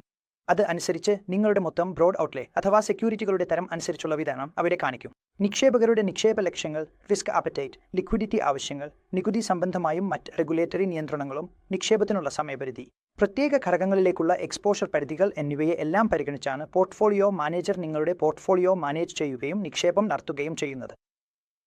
അബിയസിന്റെ ഒരു വ്യത്യസ്ത ഭാഗം യുണീക്ക് ആവശ്യം ആയിരിക്കാം. കൂടാതെ ചില നിക്ഷേപകരുടെ ചില എതിക്സ് അല്ലെങ്കിൽ യുണീക്ക് പ്രിഫറൻസുകൾ ഉണ്ടാകാം. അതായത് ഓരോരുത്തർക്കും തങ്ങളുടെ പ്രത്യേകമായ ചില ഇഷ്ടങ്ങൾ ഉണ്ടാകാം. അത് എന്താണെന്ന് നമുക്ക് മനസ്സിലാക്കാം. കാണൂ, ചിലപ്പോൾ നിക്ഷേപകർക്ക് എന്താണെന്നാൽ ചില പ്രത്യേകതകളും വ്യത്യസ്തമായ ആശങ്കകളും ഉണ്ടാകാറുണ്ട്. അവർക്ക് വ്യക്തിപരമായ, സാമൂഹിക, നൈതിക, സാംസ്കാരിക ഇഷ്ടങ്ങളും വിശ്വാസങ്ങളും ഉണ്ടാകാം. ഉദാഹരണത്തിന്, ഒരു നിക്ഷേപകന് പരിസ്ഥിതി സൗഹൃദമല്ലാത്ത കമ്പനിയിൽ നിക്ഷേപിക്കാൻ ആഗ്രഹിക്കില്ല. അതിനാൽ നിക്ഷേപകന്റെ പ്രത്യേക ആവശ്യങ്ങളും ഇഷ്ടങ്ങളും ഉൾപ്പെടുന്ന ഏതെങ്കിലും നിക്ഷേപം അബിയസിന്റെ ഭാഗമായിരിക്കണം. ഇത് അബിയസിൽ വ്യക്തമായി വ്യക്തമാക്കുകയും അബിയസിന്റെ ഭാഗമായിരിക്കുകയും വേണം. കൂടാതെ ആവശ്യമായ വിശദീകരണങ്ങളും അബിയസിൽ ഉൾപ്പെടുത്തണം. ഇപ്പോഴാണ് നിക്ഷേപകന്റെ ആവശ്യങ്ങളും ആവശ്യകതകളും വിലയിരുത്തുന്നതിലേക്ക് വരുന്നത്. ഒരു നിക്ഷേപകൻ തന്റെ വിവിധ ലക്ഷ്യങ്ങളും ഉദ്ദേശ്യങ്ങളും നിറവേറ്റുന്നതിനായി നിക്ഷേപം നടത്തുന്നു. അതിനാൽ അവന്റെ നിക്ഷേപ ഉദ്ദേശ്യം എന്താണോ, നിക്ഷേപ തീരുമാനങ്ങൾ എന്താണോ, സാമ്പത്തിക ലക്ഷ്യങ്ങൾ എന്താണോ അവയെ പരിഗണിച്ചുകൊണ്ടോ, അതുപോലെ തന്നെ അവന്റെ ഷോർട്ട് ടേം ലക്ഷ്യങ്ങൾ, മിഡ് ടേം ലക്ഷ്യങ്ങൾ, ലോങ് ടേം ലക്ഷ്യങ്ങൾ എന്നിവയെ അടിസ്ഥാനമാക്കി അവന്റെ പോർട്ട്ഫോളിയോയിലേക്കുള്ള സെക്യൂരിറ്റികൾ തിരഞ്ഞെടുക്കുകയും അതനുസരിച്ച് പോർട്ട്ഫോളിയോ രൂപകൽപ്പന ചെയ്യുകയും ചെയ്യും. ഇപ്പോൾ സ്ക്രീനിൽ നിങ്ങൾക്ക് ഒരു ടേബിൾ വഴി എങ്ങനെ പെർഫോമൻസ് ഗോൾ ഷീറ്റ് തയ്യാറാക്കപ്പെടുന്നു എന്നത് മനസ്സിലാക്കാൻ കഴിയും. ഇവിടെ ആദ്യം ലക്ഷ്യം, ഗോൾ വരും, പിന്നെ പ്രാധാന്യക്രമം, പ്രയോറിറ്റി, സമയപരിധി, ടൈം പീരിയഡ്, ആവശ്യമായ തുക, അമൗണ്ട് നീഡഡ് എന്നിവയും വരും. ഉദാഹരണത്തിന്, അടുത്ത കാലയളവിലെ ഉയർന്ന പ്രാധാന്യമുള്ള ഒരു ലക്ഷ്യം ഉണ്ടെങ്കിൽ ആദ്യം ആ ഉയർന്ന പ്രാധാന്യമുള്ള ലക്ഷ്യങ്ങൾ ഇവിടെ നമുക്ക് ചേർക്കാം. അതിനായി എത്ര സമയപരിധി വേണം, എത്ര തുക ആവശ്യമാണ്? സാധാരണയായി നാം അത്തരം നിക്ഷേപങ്ങൾ കാഷ്, ഫിക്സ്ഡ് ഇൻകം ഇൻസ്ട്രുമെന്റുകളിൽ വയ്ക്കാറാണ് ചെയ്യുന്നത്. അവയുടെ മാച്യൂരിറ്റി ഗോൾ ഡേറ്റിനോട് പൊരുത്തപ്പെടുന്നവയാകണം. അതിനാൽ ആ നിക്ഷേപം നമുക്ക് ദീർഘകാല നിക്ഷേപ പീരിയഡിലേക്ക് മാറ്റേണ്ടതോ അതിൽ ഇടേണ്ടതോ ആവശ്യമില്ല. നമുക്ക് ആവശ്യമുള്ള സമയത്ത് ആ തുക ലഭിക്കാത്ത വിധം നിക്ഷേപം എവിടെയും ഇടരുത്. അതുകൊണ്ട് ഇവ ദീർഘകാല ലക്ഷ്യങ്ങളാണ്, ഉയർന്ന മുൻഗണനയുള്ള ലക്ഷ്യങ്ങളാണ്. ദീർഘകാല ഹൈ പ്രയോറിറ്റി ലക്ഷ്യങ്ങൾ എന്നതിൽ സാധാരണയായി നിങ്ങളുടെ റിട്ടയർമെന്റ് കോർപ്പസ് വരും. അതായത് ദീർഘകാലം കൊണ്ട് നിർമ്മിക്കേണ്ട നിക്ഷേപം റിട്ടയർമെന്റ് കോർപ്പസിനായി വേണ്ടത്. അതാണ് ദീർഘകാല ലക്ഷ്യങ്ങൾ, നിങ്ങളുടെ ജീവിതത്തിൽ വളരെ ദൂരെയുള്ളത്. ഇത് 20, 25, 30 വർഷം ദൂരെയായിരിക്കാം. കൂടാതെ നിങ്ങളുടെ ഏറ്റവും കൂടുതൽ മൂലധനം ഉയർന്ന വളർച്ചയുള്ള സെക്യൂരിറ്റികളിലേക്കാണ് പോകേണ്ടത്, ഉദാഹരണത്തിന് ഇക്വിറ്റികളിലേക്ക്. അതിനനുസരിച്ച് നിങ്ങളുടെ ഈ പെർഫോമൻസ് ഷീറ്റ് തയ്യാറാക്കേണ്ടതായിരിക്കും. അതിനുശേഷം വരുന്നത് ഇൻവെസ്റ്ററുടെ സാമ്പത്തിക സ്ഥിതി വിശകലനം ചെയ്യുന്നതാണ്. ഇത് സംബന്ധിച്ചും നമ്മൾ മുമ്പ് സംസാരിച്ചിരുന്നു. ഒരു ഇൻവെസ്റ്റർ, അതായത് പോർട്ട്ഫോളിയോ മാനേജർക്ക് അത്യന്താപേക്ഷിതമാണ് ഇൻവെസ്റ്ററുടെ സാമ്പത്തിക സ്ഥിതി എങ്ങനെയാണെന്ന് മനസ്സിലാക്കുകയും പരിശോധിക്കുകയും ചെയ്യുന്നത്. അപ്പോൾ നോക്കാം എങ്ങനെ ഇൻവെസ്റ്ററുടെ സാമ്പത്തിക സ്ഥിതി വിശകലനം ചെയ്യപ്പെടുന്നു എന്ന്. സാമ്പത്തിക സ്ഥിതി വിശകലനം ചെയ്യാനുള്ള ഏറ്റവും സൗകര്യപ്രദമായ മാർഗം വ്യക്തിഗത സാമ്പത്തിക സ്റ്റേറ്റ്മെന്റുകൾ തയ്യാറാക്കുന്നതാണ് എന്ന് പറയപ്പെടുന്നു. ഒരു വ്യക്തിഗത സാമ്പത്തിക സ്റ്റേറ്റ്മെന്റ് തയ്യാറാക്കപ്പെടും. പോർട്ട്ഫോളിയോ മാനേജർ അവരുടേതായ വ്യക്തിഗത സാമ്പത്തിക കാര്യങ്ങൾ എങ്ങനെയാണെന്ന് നോക്കും. ഇത് സാമ്പത്തിക ഡാറ്റ സിസ്റ്റമാറ്റിക് രീതിയിൽ ഓർഗനൈസ് ചെയ്യാൻ സഹായിക്കുന്നു. അതായത് നിങ്ങളുടെ എല്ലാ കാര്യങ്ങളും, കാഷ് ഫ്ലോകൾ, നിങ്ങളുടെ വരുമാനത്തിൻ്റെ എല്ലാ ഉറവിടങ്ങളും, നിങ്ങളുടെ ചെലവുകൾ എല്ലാം, അതിനുശേഷം നിങ്ങളുടെ നെറ്റ് വർത്തിൻ്റെ ബാലൻസ് എത്രയാണെന്ന് എല്ലാം ഇതിൽ ഉൾപ്പെടും. ഇതിലൂടെ ഒരു നിക്ഷേപകന്റെ സാമ്പത്തിക സ്ഥിതി വിലയിരുത്താൻ ഒരു ഔട്ട്ലെറ്റ് പോലെയാണ് നിങ്ങൾക്ക് ലഭിക്കുന്നത്. നെറ്റ് വർത്ത് കണക്കാക്കാൻ കാണൂ, ഇതിൽ നമ്മൾക്ക് നെറ്റ് വർത്ത് കൂടി കണ്ടെത്തേണ്ടി വരും. നെറ്റ് വർത്ത് കണക്കാക്കാൻ ഒരു നിക്ഷേപകൻ ഉടമസ്ഥ വഹിക്കുന്ന എല്ലാ ആസ്തികളും അവൻ്റെ കൈവശമുള്ള എല്ലാ ആസ്തികളും ഉൾപ്പെടുത്തണം. ഉദാഹരണത്തിന് വീടോ കാറോ സ്റ്റോക്കുകളിലേക്കുള്ള നിക്ഷേപമോ ബോണ്ടുകളിലേക്കുള്ള നിക്ഷേപമോ മ്യൂച്വൽ ഫണ്ടുകളോ അതുപോലെ തന്നെ സേവിങ്സ് അക്കൗണ്ടിലുള്ള cash in and cash out, bank value, സ്വർണ്ണാഭരണങ്ങൾ എന്നിവയൊക്കെ ഇതെല്ലാം ഉൾപ്പെടും ക്ലയൻറ്റിൻ്റെ മാർക്കറ്റ് വാല്യൂവോ നെറ്റ് വರ್ತോ കണക്കാക്കുമ്പോൾ. അതിനുശേഷം അവനുള്ള എല്ലാ ബാധ്യതകളും, ലയബിലിറ്റികൾ ഇതിൽ നിന്ന് നമ്മൾ കുറയ്ക്കും. അതിനാൽ ഈ ആസ്തികളിൽ നിന്ന് എല്ലാ ബാധ്യതകളും കുറയ്ക്കണം. അതിനുശേഷം ഈ രണ്ടിൻ്റെയും വ്യത്യാസം നമ്മൾ കണക്കാക്കുമ്പോൾ അതാണ് നെറ്റ് വർത്ത് എന്ന് വിളിക്കുന്നത്. ഒരു ഇൻവെസ്റ്ററുടെ നെറ്റ് വർത്ത് പോസിറ്റീവ് ആണെങ്കിൽ മാത്രമേ നാം അവൻ്റെ സാമ്പത്തിക സ്ഥിതി സ്ഥിരമാണോ എന്ന് നോക്കൂ. അതും എത്രത്തോളം പോസിറ്റീവ് ആണെന്ന് കൂടി നമ്മൾ പരിശോധിക്കണം. നെറ്റ് വർത്ത് കാലാനുസൃതമായി കണക്കാക്കണമെന്ന് ശുപാർശ ചെയ്യപ്പെടുന്നു, കുറഞ്ഞത് ഒരു വർഷത്തിൽ ഒരിക്കൽ എങ്കിലും. ഓരോ വർഷവും നിങ്ങൾക്ക് ഇൻവെസ്റ്ററുടെ നെറ്റ് വർത്ത് കണക്കാക്കേണ്ടതുണ്ട്. അടുത്ത ഘട്ടം ആണുള്ളത് ആ വ്യക്തിയുടെ നിലവിലെ വരുമാനം ചെലവിനെ അതിക്രമിക്കുന്നുണ്ടോ എന്നതും എത്രത്തോളം അതിക്രമിക്കുന്നു എന്നതും കണക്കാക്കുക. അതായത് ഇപ്പോഴത്തെ വരുമാനം അവൻ്റെ ചെലവിനെ അതിക്രമിക്കുന്നുണ്ടോ ഇല്ലയോ, എത്ര തുകയാണ് അതിക്രമിക്കുന്നത് എന്നതും നോക്കണം. ഇതാണ് കാലാനുസൃതമായി നിക്ഷേപത്തിനായി ലഭ്യമായിരിക്കും എന്ന തുക. എന്നാൽ ചെലവുകൾ കൂടുതലാണെങ്കിൽ നിക്ഷേപത്തിനായി ഒരു തുകയും ശേഷിക്കില്ല. പക്ഷേ വരുമാനം കൂടുതലും ചെലവുകൾ കുറവുമാണെങ്കിൽ ഈ തുകയാണ് നിക്ഷേപത്തിനായി ഉപയോഗിക്കാവുന്ന തുക. അതിനനുസരിച്ച് നമുക്ക് അതിൻ്റെ പോർട്ട്ഫോളിയോ രൂപകൽപ്പന ചെയ്യാൻ കഴിയും. നിക്ഷേപ പ്രക്രിയയിൽ ഒരു നിക്ഷേപകന്റെ പെരുമാറ്റം വളരെ പ്രധാനപ്പെട്ടതാണ്. അതിന് വലിയ പ്രാധാന്യമുണ്ട് എന്നതാണ് നിക്ഷേപകരുടെ സൈക്കോഗ്രാഫിക് വിശകലനം. പെരുമാറ്റം, വ്യക്തിത്വം, സ്വഭാവ ഗുണങ്ങൾ എന്നിവ നിക്ഷേപകരുടെ റിസ്ക് പ്രൊഫൈലിംഗിൽ വളരെ പ്രധാനപ്പെട്ടവയാണ്. നമുക്ക് മനസ്സിലാക്കാം, മനുഷ്യർക്ക് വികാരങ്ങൾ ഉണ്ടാകും. അതുപോലെ തന്നെ ഫിനാൻഷ്യൽ ഇൻസ്ട്രുമെൻറ്റുകൾ വാങ്ങുമ്പോൾ അവർക്ക് ആ വികാരങ്ങളുമായി ബന്ധപ്പെടുകയും ചെയ്യുന്നു. ഇപ്പോൾ നോക്കേണ്ടത് ഒരു നിക്ഷേപകൻ എങ്ങനെ പെരുമാറുന്നു എന്നതാണ്. അവൻ ആഗ്രഹിക്കുന്ന റിട്ടേൺ ലഭിക്കാത്തപ്പോൾ അവൻ വാങ്ങിയ സെക്യൂരിറ്റികളുടെ മൂല്യം കുറയാൻ സാധ്യതയുണ്ട്. അതിനാൽ ഈ സൈക്കോഗ്രാഫിക് വിശകലനം ഒരു നിക്ഷേപകന്റെ കാര്യത്തിൽ വളരെ പ്രധാനപ്പെട്ടതാണ്. കൂടാതെ ഇത് വിലയിരുത്താൻ നമുക്ക് വ്യത്യസ്ത വ്യക്തിത്വങ്ങളും നിക്ഷേപകരുടെ സ്വഭാവ ഗുണങ്ങളും കാണേണ്ടതുണ്ട്. നിക്ഷേപകർ എങ്ങനെയുള്ളവരാകാം എന്നതിനെക്കുറിച്ച് ചില വ്യക്തിത്വങ്ങൾ വ്യക്തമാക്കിയിട്ടുണ്ട്. നമുക്ക് നോക്കാം 5 വ്യക്തിത്വങ്ങൾ ഏവയാണ്. നമുക്ക് ഈ പട്ടികയിലൂടെ കൂടി മനസ്സിലാക്കാം എങ്ങനെയുള്ള നിക്ഷേപകർ ഉണ്ടാകാം. ഉദാഹരണത്തിന് അഡ്വഞ്ചറർ, സെലിബ്രിറ്റി, ഇൻഡിവിജ്വലിസ്റ്റ്, ഗാർഡിയൻ എന്നിവ. അപ്പോൾ ആദ്യം നമുക്ക് മനസ്സിലാക്കാം അഡ്വഞ്ചറർ എന്നത് ആരെയാണ് സൂചിപ്പിക്കുന്നത്. ഇപ്പോൾ നോക്കാം അഡ്വഞ്ചറർ എന്ന് ആരെയാണ് വിളിക്കുന്നത്. ഏത് നിക്ഷേപകനാണ് അഡ്വഞ്ചറർ എന്ന് പറയുന്നത് നമുക്ക് മനസ്സിലാക്കാം. നോക്കൂ, അഡ്വഞ്ചറർ എന്ന നിക്ഷേപകർ ഇവർ ഒരുപാട് വലിയ ഒരു ബെറ്റ് എടുക്കാനും അതിൽ മുഴുവൻ നിക്ഷേപിക്കാനും തയ്യാറാണ്. ഇവരാണ് വളരെ സ്പെക്കുലേറ്റീവ് ആളുകൾ. ഇവർക്ക് സ്പെക്കുലേഷൻ ചെയ്യാൻ അറിയാം. ഇവരാണ് സെറ്റബാജ് ആളുകൾ. ഒരു വിധത്തിൽ അഡ്വഞ്ചർമാരാണ്. ഇവർക്ക് വേണമെങ്കിൽ ഇന്നു തന്നെ എൻ്റെ മൂലധനം ഇരട്ടിയാകണം, അല്ലെങ്കിൽ 0 ആകട്ടെ, എനിക്ക് അതിൽ ഒരു വ്യത്യാസവുമില്ല. അതിനാൽ വളരെ ഉയർന്ന റിസ്ക്, ഏറ്റവും ഉയർന്ന റിസ്ക് എടുക്കാനും ഇവർ തയ്യാറാണ്. ഇവരെ തന്നെയാണ് അഡ്വഞ്ചറർമാർ എന്ന് വിളിക്കുന്നത്. അവർക്കെന്താണ്? സാധാരണയായി ഇവർ റിസ്ക് എടുക്കാൻ തയ്യാറാണ്. സാധാരണയായി ഇവരുടെ തീരുമാനങ്ങൾ എല്ലാം ഇതിലേക്കാണ്. ഉയർന്ന റിസ്ക് എടുക്കണം, പണം സമ്പാദിക്കണം, മൂലധനം മുഴുവൻ. റോഡ് നിർമ്മിക്കട്ടെ. ഇത്തരത്തിലുള്ള നിക്ഷേപകരെയാണ് അഡ്വഞ്ചറർ എന്ന് വിളിക്കുന്നത്. ഇനി പറയുന്നവരാണ്. ഇപ്പോൾ സെലിബ്രിറ്റി ക്വാഡ്രന്റിലുള്ള നിക്ഷേപകരെ കുറിച്ച് സംസാരിക്കാം. ഇവരാണ് സെലിബ്രിറ്റി നിക്ഷേപകർ. ഇവരാണ് എങ്ങനെയുള്ള നിക്ഷേപകർ നമുക്ക് മനസ്സിലാക്കാം. എക്സിബിറ്റിന്റെ താഴത്തെ വലതുവശത്തുള്ള ക്വാഡ്രന്റാണ് സെലിബ്രിറ്റി ക്വാഡ്രന്റ്. ഇവരൊക്കെ സാധാരണയായി ആക്ഷൻ നടക്കുന്നിടത്താണ് ഇരിക്കാൻ ഇഷ്ടപ്പെടുന്നത്. അവിടെ ആക്ഷൻ നടക്കുമ്പോൾ അവർക്ക് എപ്പോഴും ഭയം ഉണ്ടാകാറുണ്ട്. അവർ പുറത്താക്കപ്പെടും എന്ന ഭയം. ഉദാഹരണത്തിന് ഏതെങ്കിലും ഒരു സ്റ്റോക്കിൽ മൂവ്മെൻറ്റ് ഉണ്ടാകുമ്പോൾ, അല്ലെങ്കിൽ മറ്റേതെങ്കിലും സ്റ്റോക്കിൽ. സാധാരണയായി ഏതെങ്കിലും സ്റ്റോക്കിൻ്റെ ഫലങ്ങൾ നല്ലതായാൽ ഇവർക്ക് എന്താണ് സംഭവിക്കുന്നത്? ആ സ്റ്റോക്ക് വളരെ വേഗത്തിൽ ഉയരുന്നു. അപ്പോൾ ഈ ഇൻവെസ്റ്റർ ഇതുപോലുള്ള ഒരു ഇൻവെസ്റ്റർ ചിന്തിക്കും, എനിക്ക് ആ സ്റ്റോക്ക് വാങ്ങണോ വേണ്ടയോ എന്ന്. ഞാൻ ഇത് വാങ്ങിയില്ലെങ്കിൽ ആ ഓപ്ഷൻ ഞാൻ നഷ്ടപ്പെടുത്തും. ഇവർക്ക് ഒരു തരത്തിൽ പുറത്ത് നിൽക്കേണ്ടി വരുമോ എന്ന ഭയം ഉണ്ടാകുന്നു, അതായത് ലെഫ്റ്റ് ഔട്ട് എന്നൊരു ഫീൽ ഉണ്ടാകുന്നു. അതിനാൽ തന്നെ ഇവർ ആക്ഷൻ നടക്കുന്ന സ്ഥലത്താണ് ഇരിക്കാൻ ആഗ്രഹിക്കുന്നത്. കൂടുതൽ റിട്ടേൺസ് ലഭിക്കുന്നിടത്താണ്, നല്ല റിട്ടേൺ നൽകുന്നോ ഇതിനകം നൽകിയോ ഉള്ള സെക്യൂരിറ്റികളിലാണ് ഇവർക്ക് താല്പര്യം. എന്തായാലും ഇവർക്ക് വേണ്ടത് ആക്ഷനിൽ തുടർന്നിരിക്കാൻ മാത്രമാണ്. കൂടാതെ ഏറ്റവും പുതിയ വിഷയം എന്താണോ, ഉദാഹരണത്തിന് ഞാൻ ഇതിൽ ഇരിക്കണോ അല്ലെങ്കിൽ ഞാൻ അതിൽ ഇരിക്കണോ എന്നതുപോലുള്ള ചോദ്യങ്ങൾ. അങ്ങനെ ഇവർ മാർക്കറ്റിലെ ആക്ഷൻ നോക്കി മാത്രമാണ് അവരുടെ ഇൻവെസ്റ്റ്മെൻറ്റ് തീരുമാനങ്ങൾ എടുക്കുന്നത്. സാധാരണയായി ഇവർക്ക് ഇൻവെസ്റ്റ്മെൻറ്റിനെ കുറിച്ച് തങ്ങളുടെ സ്വന്തം ആശയങ്ങൾ ഇല്ല. അതിനാൽ ഇവർ സാധാരണയായി ഇൻവെസ്റ്റ്മെൻറ്റ് അഡ്വൈസേഴ്സിനെ സമീപിക്കുന്നു. എങ്കിലും ഇവരാണ് ഏറ്റവും ബുദ്ധിമുട്ടുള്ള ഇൻവെസ്റ്റർമാർ. കാരണം ഇവർക്ക് തങ്ങളുടെ വിശ്വാസം മാത്രമാണ് പ്രധാനപ്പെട്ടത്. അതിനാൽ ഇവർക്ക് തങ്ങളെയും തങ്ങളുടെ കാര്യങ്ങളെയും മാത്രം കാണുന്നതാണ്. ഇവർക്ക് ഇൻവെസ്റ്റ്മെൻറ്റ് അഡ്വൈസറുടെ വാക്കുകളും കേൾക്കാനില്ല. കൂടുതൽ പേരെയും ഈ രീതിയിൽ ഇവരെ സെലിബ്രിറ്റി ക്വാഡ്രന്റിലാണ് വയ്ക്കുന്നത്. ഇവരെ സെലിബ്രിറ്റി എന്നാണ് വിളിക്കുന്നത്. ഇപ്പോൾ നമുക്ക് ഇൻഡിവിജ്വലിസ്റ്റിനെ നോക്കാം. നോക്കൂ, ഇൻഡിവിജ്വലിസ്റ്റ് അപ്പർ ലെഫ്റ്റ് ക്വാഡ്രന്റിലാണ്. നിങ്ങൾക്ക് ഈ ചിത്രത്തിൽ കാണാൻ കഴിയുന്നുണ്ടാവും.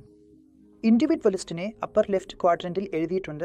അതിനാൽ ഈ ആളുകൾക്ക് തങ്ങളിലേക്കുള്ള ഒരു പ്രത്യേക ആത്മവിശ്വാസം ഉണ്ട്. ഈ ആത്മവിശ്വാസം തങ്ങളിലാണ്. ശ്രദ്ധയുമുണ്ട്, ഒരു രീതിയുമുണ്ട്, വിശകലന ശേഷിയും ഉണ്ട്.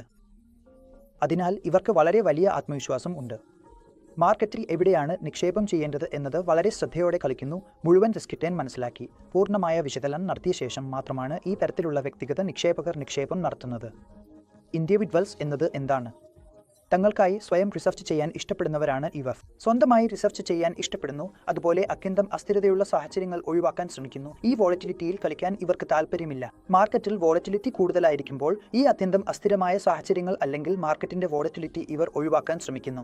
ഏതെങ്കിലും സാമ്പത്തികമോ അങ്ങേയറ്റത്തേതോ ആയ കാരണങ്ങളാൽ വീക്ഷിക്കുമ്പോൾ ഏതൊരു സെക്യൂരിറ്റിയിലും ഏതൊരു അസറ്റ് ക്ലാസ്സിലും സാമ്പത്തികമായി ഏതെങ്കിലും ആസ്തി ക്ലാസ് വോളറ്റൈൽ ആകുമ്പോൾ, അസ്ഥിരത വരുമ്പോൾ അവർ അതിനെ പൂർണ്ണമായും ഒഴിവാക്കുന്നു. വ്യക്തിഗത നിക്ഷേപകർ ഈ അത്യന്തം അസ്ഥിരതയിലേക്ക് പോകാറില്ല. അതിനാൽ ഈ രീതിയിലുള്ള നിക്ഷേപകരെ നിങ്ങൾക്ക് ഇൻഡിവിജ്വലിസ്റ്റ് എന്ന നിലയിൽ കാണാം. കൂടാതെ താഴത്തെ ഇടതുഭാഗത്തെ ക്വാഡ്രന്റ് ഗാർഡിയൻ വ്യക്തിത്വത്തെ പ്രതിനിധീകരിക്കുന്നു. ഇപ്പോൾ ഈ ഗാർഡിയൻ വ്യക്തിത്വം ആരെയാണ് വിളിക്കുന്നത്? വളരെ നന്നായി മനസ്സിലാക്കാം. ഒരു ചോദ്യം വരാം, എങ്ങനെയുള്ള ഒരു നിക്ഷേപകനാണ് ഇത്? ഏത് ട്രേഡുകളാണ്? ഏത് നിക്ഷേപകർക്കാണ്? അതിനാൽ ഈ 4 കാര്യങ്ങളും നമുക്ക് വളരെ ശ്രദ്ധയോടെ ചെയ്യേണ്ടതുണ്ട്. ഗാർഡിയൻ എന്ന വ്യക്തിത്വം മനസ്സിലാക്കാം. സാധാരണയായി ആളുകൾ വയസ്സാകുമ്പോഴും വിരമിക്കൽ പരിഗണിക്കുമ്പോഴും കാണപ്പെടുന്ന ഒരു സ്വഭാവമാണ് ഇത്. ഈ വ്യക്തിത്വ പ്രൊഫൈൽ നിക്ഷേപകൻ വയസ്സാകുമ്പോഴും അല്ലെങ്കിൽ വിരമിക്കൽ ദിശയിലേക്ക് പോകുമ്പോഴും കാണപ്പെടുന്നു. അവൻ വയസ്സാകുമ്പോൾ അവൻ ഗാർഡിയൻ വ്യക്തിത്വത്തിലേക്ക് മാറുന്നു എന്ന് നാം പറയാം. അപ്പോൾ ഇതിൽ എന്ത് സംഭവിക്കും? ഗാർഡിയൻസ് എന്നവർ അവരുടെ സമ്പത്ത് സൂക്ഷ്മമായി സംരക്ഷിക്കാൻ ശ്രമിക്കുന്നവരാണ്. ഇവർക്ക് ഇനി യാതൊരു പ്രവൃത്തിയും ചെയ്യേണ്ടതില്ല. ഇവർക്ക് കൂടുതലായ ലാഭം വേണ്ടതുമില്ല. ഇവർ ഇതുവരെ സംരക്ഷിച്ചതും കഴിഞ്ഞ വർഷങ്ങളിൽ സമ്പാദിച്ചതും അതെങ്ങനെയായാലും സംരക്ഷിക്കണം എന്നതാണ് ഇവരുടെ ആഗ്രഹം. എങ്ങനെയായാലും സംരക്ഷിക്കണം, കാരണം ഇവർക്ക് പ്രധാനമായത് സമ്പത്ത് സംരക്ഷിക്കലാണ്. വളരെ പ്രധാനപ്പെട്ട ചോദ്യം ഇവർക്കുണ്ട്, സമ്പാദിച്ച സമ്പത്ത് എങ്ങനെ സംരക്ഷിക്കാം എന്നതാണ്. ഇവർക്ക് വോളറ്റിലിറ്റിയിലും ആവേശത്തിലും താല്പര്യമില്ല. ജീവിതത്തിൽ ആവേശം വേണ്ട, അതൊക്കെ ഇവർ നേരത്തെ അനുഭവിച്ചവരാണ്. ഇപ്പോൾ ഇവർക്ക് വേണ്ടത് അവരുടെ സമ്പത്ത് സംരക്ഷിക്കാനാണ് മാത്രം. അവസാനമായി കാണുന്നത് ചിലർ അത്രയും ബാലൻസ് ആയിരിക്കുന്നു, അവരെ ഒരു പ്രത്യേക ക്വാഡ്രന്റിലേക്കും വെക്കാൻ കഴിയില്ല. അതിനാൽ അവർ മധ്യഭാഗത്താണ് വരുന്നത്. ഈ ഇൻവെസ്റ്ററെ സ്ട്രെയിറ്റ് ഏറോ ഇൻവെസ്റ്റർ എന്നാണ് വിളിക്കുന്നത്. ഇവിടെ ഒരു ചോദ്യം വരാം, ഏതാണ് സ്ട്രെയിറ്റ് ഏറോ ഇൻവെസ്റ്റർ അല്ലെങ്കിൽ ഏതാണ് ഏറോ? നിങ്ങൾ കാണുന്നുണ്ടാവും, ഇടയിൽ ഈ വരിയിൽ സ്ട്രെയിറ്റ് ഏറോ എന്ന് നൽകിയിട്ടുണ്ട്. അപ്പോൾ ഏതാണ് ഈ ഇൻവെസ്റ്റർ എന്ന് ഞാൻ പറഞ്ഞതുപോലെ ഇവർ വളരെ ബാലൻസായ ഇൻവെസ്റ്റർമാരാണ്. ഇവരെ ഏതെങ്കിലും പ്രത്യേക ക്വാഡ്രന്റിലേക്കും വെക്കാൻ കഴിയില്ല. ഇവർ ബാലൻസ്ഡ് ആണെന്നത് എന്തുകൊണ്ടാണ്? കാരണം ശരാശരിയിൽ ഈ ഇൻവെസ്റ്റർമാരുടെ ഗ്രൂപ്പ് മറ്റുള്ള 4 ഇൻവെസ്റ്റർ ടൈപ്പുകളുടെ ഗുണങ്ങൾ തമ്മിൽ താരതമ്യേന ബാലൻസായാണ്. അതിനാൽ ഇവർ മിതമായ റിസ്ക് എടുക്കാൻ തയ്യാറായ ഗ്രൂപ്പാണ്. അതിനാൽ ഒരു രീതിയിൽ ഇത് ബാലൻസ്ഡ് ആണ്. നാം കണ്ട 4 വിഭാഗങ്ങളുടെയും ഗുണങ്ങൾ ഇതിൽ ഉണ്ട്.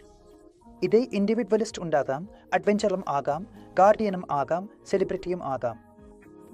അതിനാൽ ഇത് ബാലൻസ്ഡ് ആണ്. അതിനാലാണ് ഇവരെ നാം സ്ട്രെയിറ്റ് ഏറോ ഇൻവെസ്റ്റർമാർ എന്ന് വിളിക്കുന്നത്. പൊതുവെ ഇത് എന്താണ് സംഭവിക്കുന്നത്? ഇടത്തരം അപകട സാധ്യതയുള്ളവർക്ക് വിധേയമാക്കുക. ഈ തരത്തിലുള്ള ഇൻവെസ്റ്റർമാർ കുറച്ച് മിതമായ റിസ്ക് എടുക്കാൻ ശ്രമിക്കാറുണ്ട്. ഇപ്പോൾ നാം ഒരു ഇൻവെസ്റ്ററുടെ ലൈഫ് സൈക്കിൾ മനസ്സിലാക്കാം. അതായത് ഒരു ഇൻവെസ്റ്റർ എങ്ങനെ ഇൻവെസ്റ്റ് ചെയ്യുന്നു, അവൻ്റെ ഇൻവെസ്റ്റ്മെൻറ്റിൻ്റെ ലൈഫ് സൈക്കിൾ എങ്ങനെയാണ്, ആ ലൈഫ് സൈക്കിളിൽ എങ്ങനെ അവൻ ഇൻവെസ്റ്റ് ചെയ്യുന്നു, അവൻ ലഭിക്കുന്ന റിട്ടേൺ, റിസ്ക് ടേൺ ഫിനോമിന എന്താണ് എന്നിങ്ങനെയാണ്. വാങ്ങി നമുക്ക് മനസ്സിലാക്കാം. കൂടുതൽ റിസ്ക് എടുക്കുമ്പോൾ കൂടുതൽ റിട്ടേൺ ലഭിക്കും. നാം നേരത്തെ പഠിച്ചതുപോലെ ഏത് സെക്യൂരിറ്റിയിലായാലും ഉയർന്ന റിട്ടേൺ ലഭിക്കുന്നിടത്ത് ഉയർന്ന റിസ്ക്കും ഉണ്ടാകും. അതായത് റിസ്ക് റിട്ടേൺ സാധ്യതകൾ കൂടുതലായിടത്ത് റിസ്ക്കും കൂടുതലായിരിക്കും. അപ്പോൾ മീഡിയം റിസ്ക് അല്ലെങ്കിൽ ലോ റിസ്ക് എന്നതിനെക്കുറിച്ച് സംസാരിക്കുമ്പോൾ അവിടെയുള്ള റിട്ടേൺ സാധ്യതകളും കുറവായിരിക്കും. അതിനാൽ റിട്ടേണും റിസ്ക്കും തമ്മിൽ പോസിറ്റീവ് ബന്ധം ഉണ്ട്. അതായത് ഇവയ്ക്ക് തമ്മിൽ പോസിറ്റീവ് റിലേഷൻഷിപ്പ് കാണാം എന്ന് ഞാൻ പറയാം.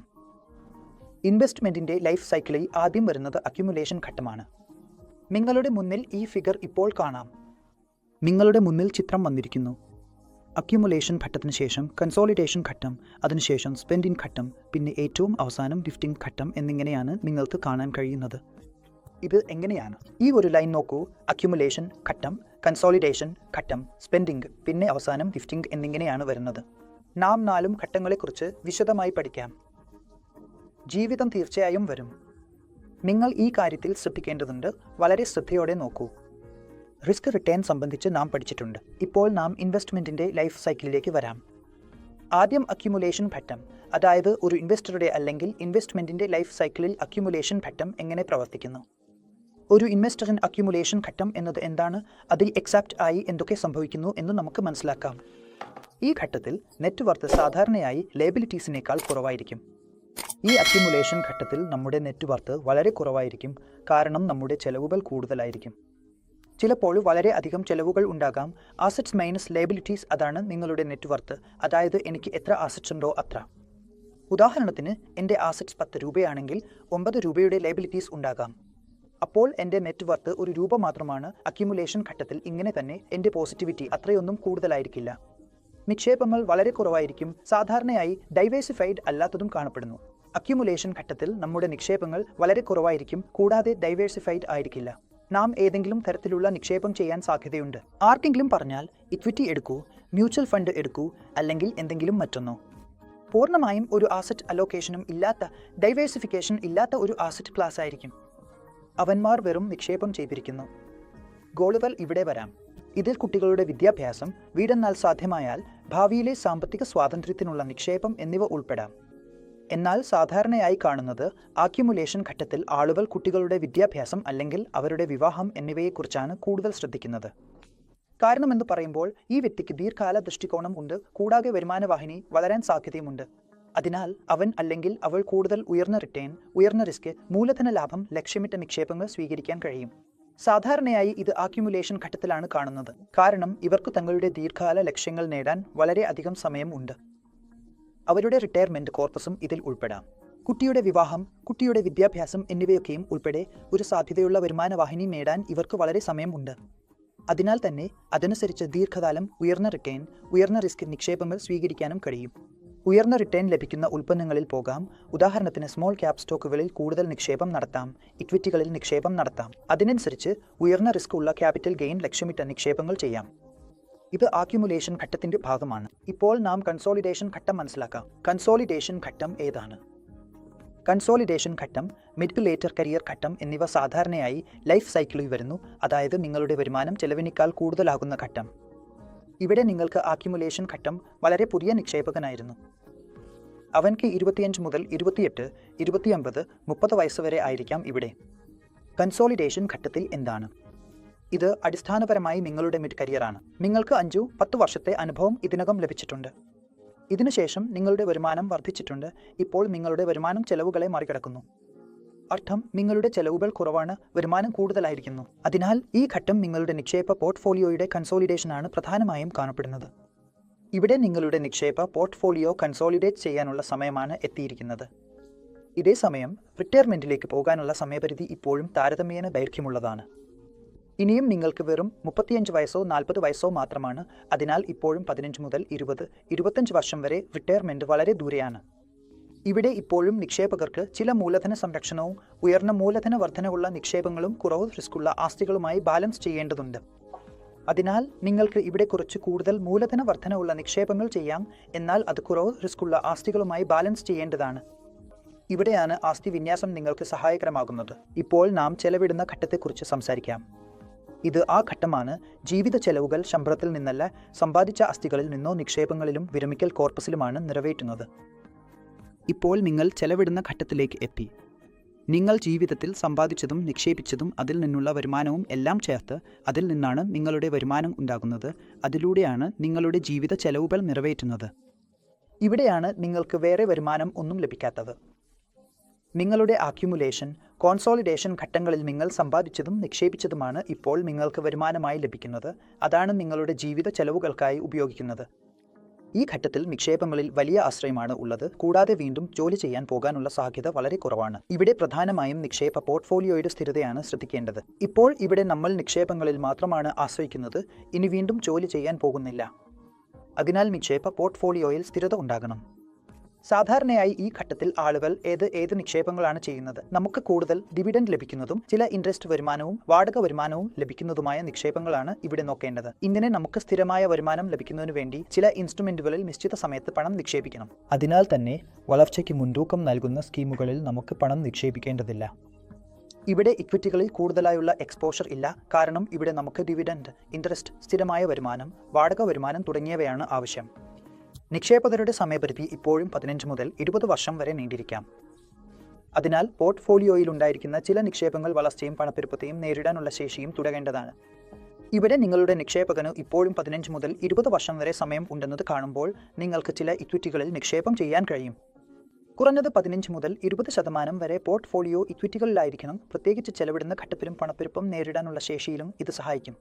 അതിനാൽ മൊത്തത്തിലുള്ള പോർട്ട്ഫോളിയോ റിട്ടേൺ നിങ്ങളുടെ വർദ്ധിക്കും. ഉദാഹരണത്തിന് 100 രൂപയിൽ നിന്ന് നിങ്ങൾക്ക് 75 രൂപയോ 80 രൂപയോ അതുപോലുള്ള ഇൻസ്ട്രുമെന്റുകളിൽ നിക്ഷേപിക്കാം. അവയിൽ നിന്ന് നിങ്ങൾക്ക് ഡിവിഡൻഡ്, പലിശ അല്ലെങ്കിൽ വാടക വരുമാനം ലഭിക്കും. അതുപോലെ 20 മുതൽ 25% വരെ അല്ലെങ്കിൽ 15 മുതൽ 25% വരെ രൂപ നിങ്ങൾക്ക് ചില ഇക്വിറ്റി ഓറിയന്റ് സ്കീമുകളിലോ ഹൈ ഗ്രോത്ത് സ്കീമുകളിലോ നിക്ഷേപിക്കാം. അവ നിങ്ങൾക്ക് പണപ്പെരുപ്പം നേരിടാനുള്ള ശേഷിയോ അതിലുമധികം റിട്ടേൺ ലഭിക്കാനുള്ള സാധ്യതയോ നൽകും. അങ്ങനെ നിങ്ങൾക്ക് മൊത്തത്തിലുള്ള പോർട്ട്ഫോളിയോയും വളർന്നു. കൂടാതെ ഇക്വിറ്റിയിലും നിങ്ങൾക്ക് എക്സ്പോഷർ ലഭിച്ചു. അതുപോലെ നിങ്ങൾക്ക് ഇപ്പോഴും ബാക്കിയുള്ള 15-20 വർഷങ്ങൾ ജീവിതത്തിൽ ഉപയോഗിച്ച് നല്ല റിട്ടേൺ ലഭിക്കാനുള്ള സാധ്യത ഇവിടെ ഉണ്ടാകുന്നു. ഇതാണ് സ്പെൻഡിംഗ് ഫേസ് എന്ന് പറയുന്നത്. ഇതിനുശേഷം വരുന്നത് ഗിഫ്റ്റിംഗ് ഫേസ് ആണ്. ഇതാണ് അവസാന ഘട്ടം. ഒരു വ്യക്തിക്ക് മനസ്സിലാകുന്നു അവർക്കോ അവൾക്കോ ചെലവഴിക്കേണ്ടതിലധികം ആസ്തികൾ ഇപ്പോൾ ഉണ്ടെന്ന്. ഇതാണ് ജീവിതത്തിലെ അവസാന ഘട്ടം. ഇവിടെ നിങ്ങൾക്ക് തോന്നുന്നു നിങ്ങൾ ചെലവഴിക്കുന്നതിലധികം പണം ഇപ്പോൾ നിങ്ങളുടെ കൈവശമുണ്ട്. വളരെ അധികം പണം ഇപ്പോൾ വന്നു കഴിഞ്ഞു. ഇനി നിങ്ങൾക്ക് ഒന്നും ചെയ്യേണ്ട ആവശ്യമില്ല. എന്നാൽ ഇവിടെ നിങ്ങൾ എന്ത് ചെയ്യും? സത്യത്തിൽ നിക്ഷേപകന്റെ ഉദ്ദേശ്യത്തെക്കുറിച്ചുള്ള സമീപനം ഇവിടെ മാറുന്നു. നിങ്ങളുടെ സമീപനവും മാറും.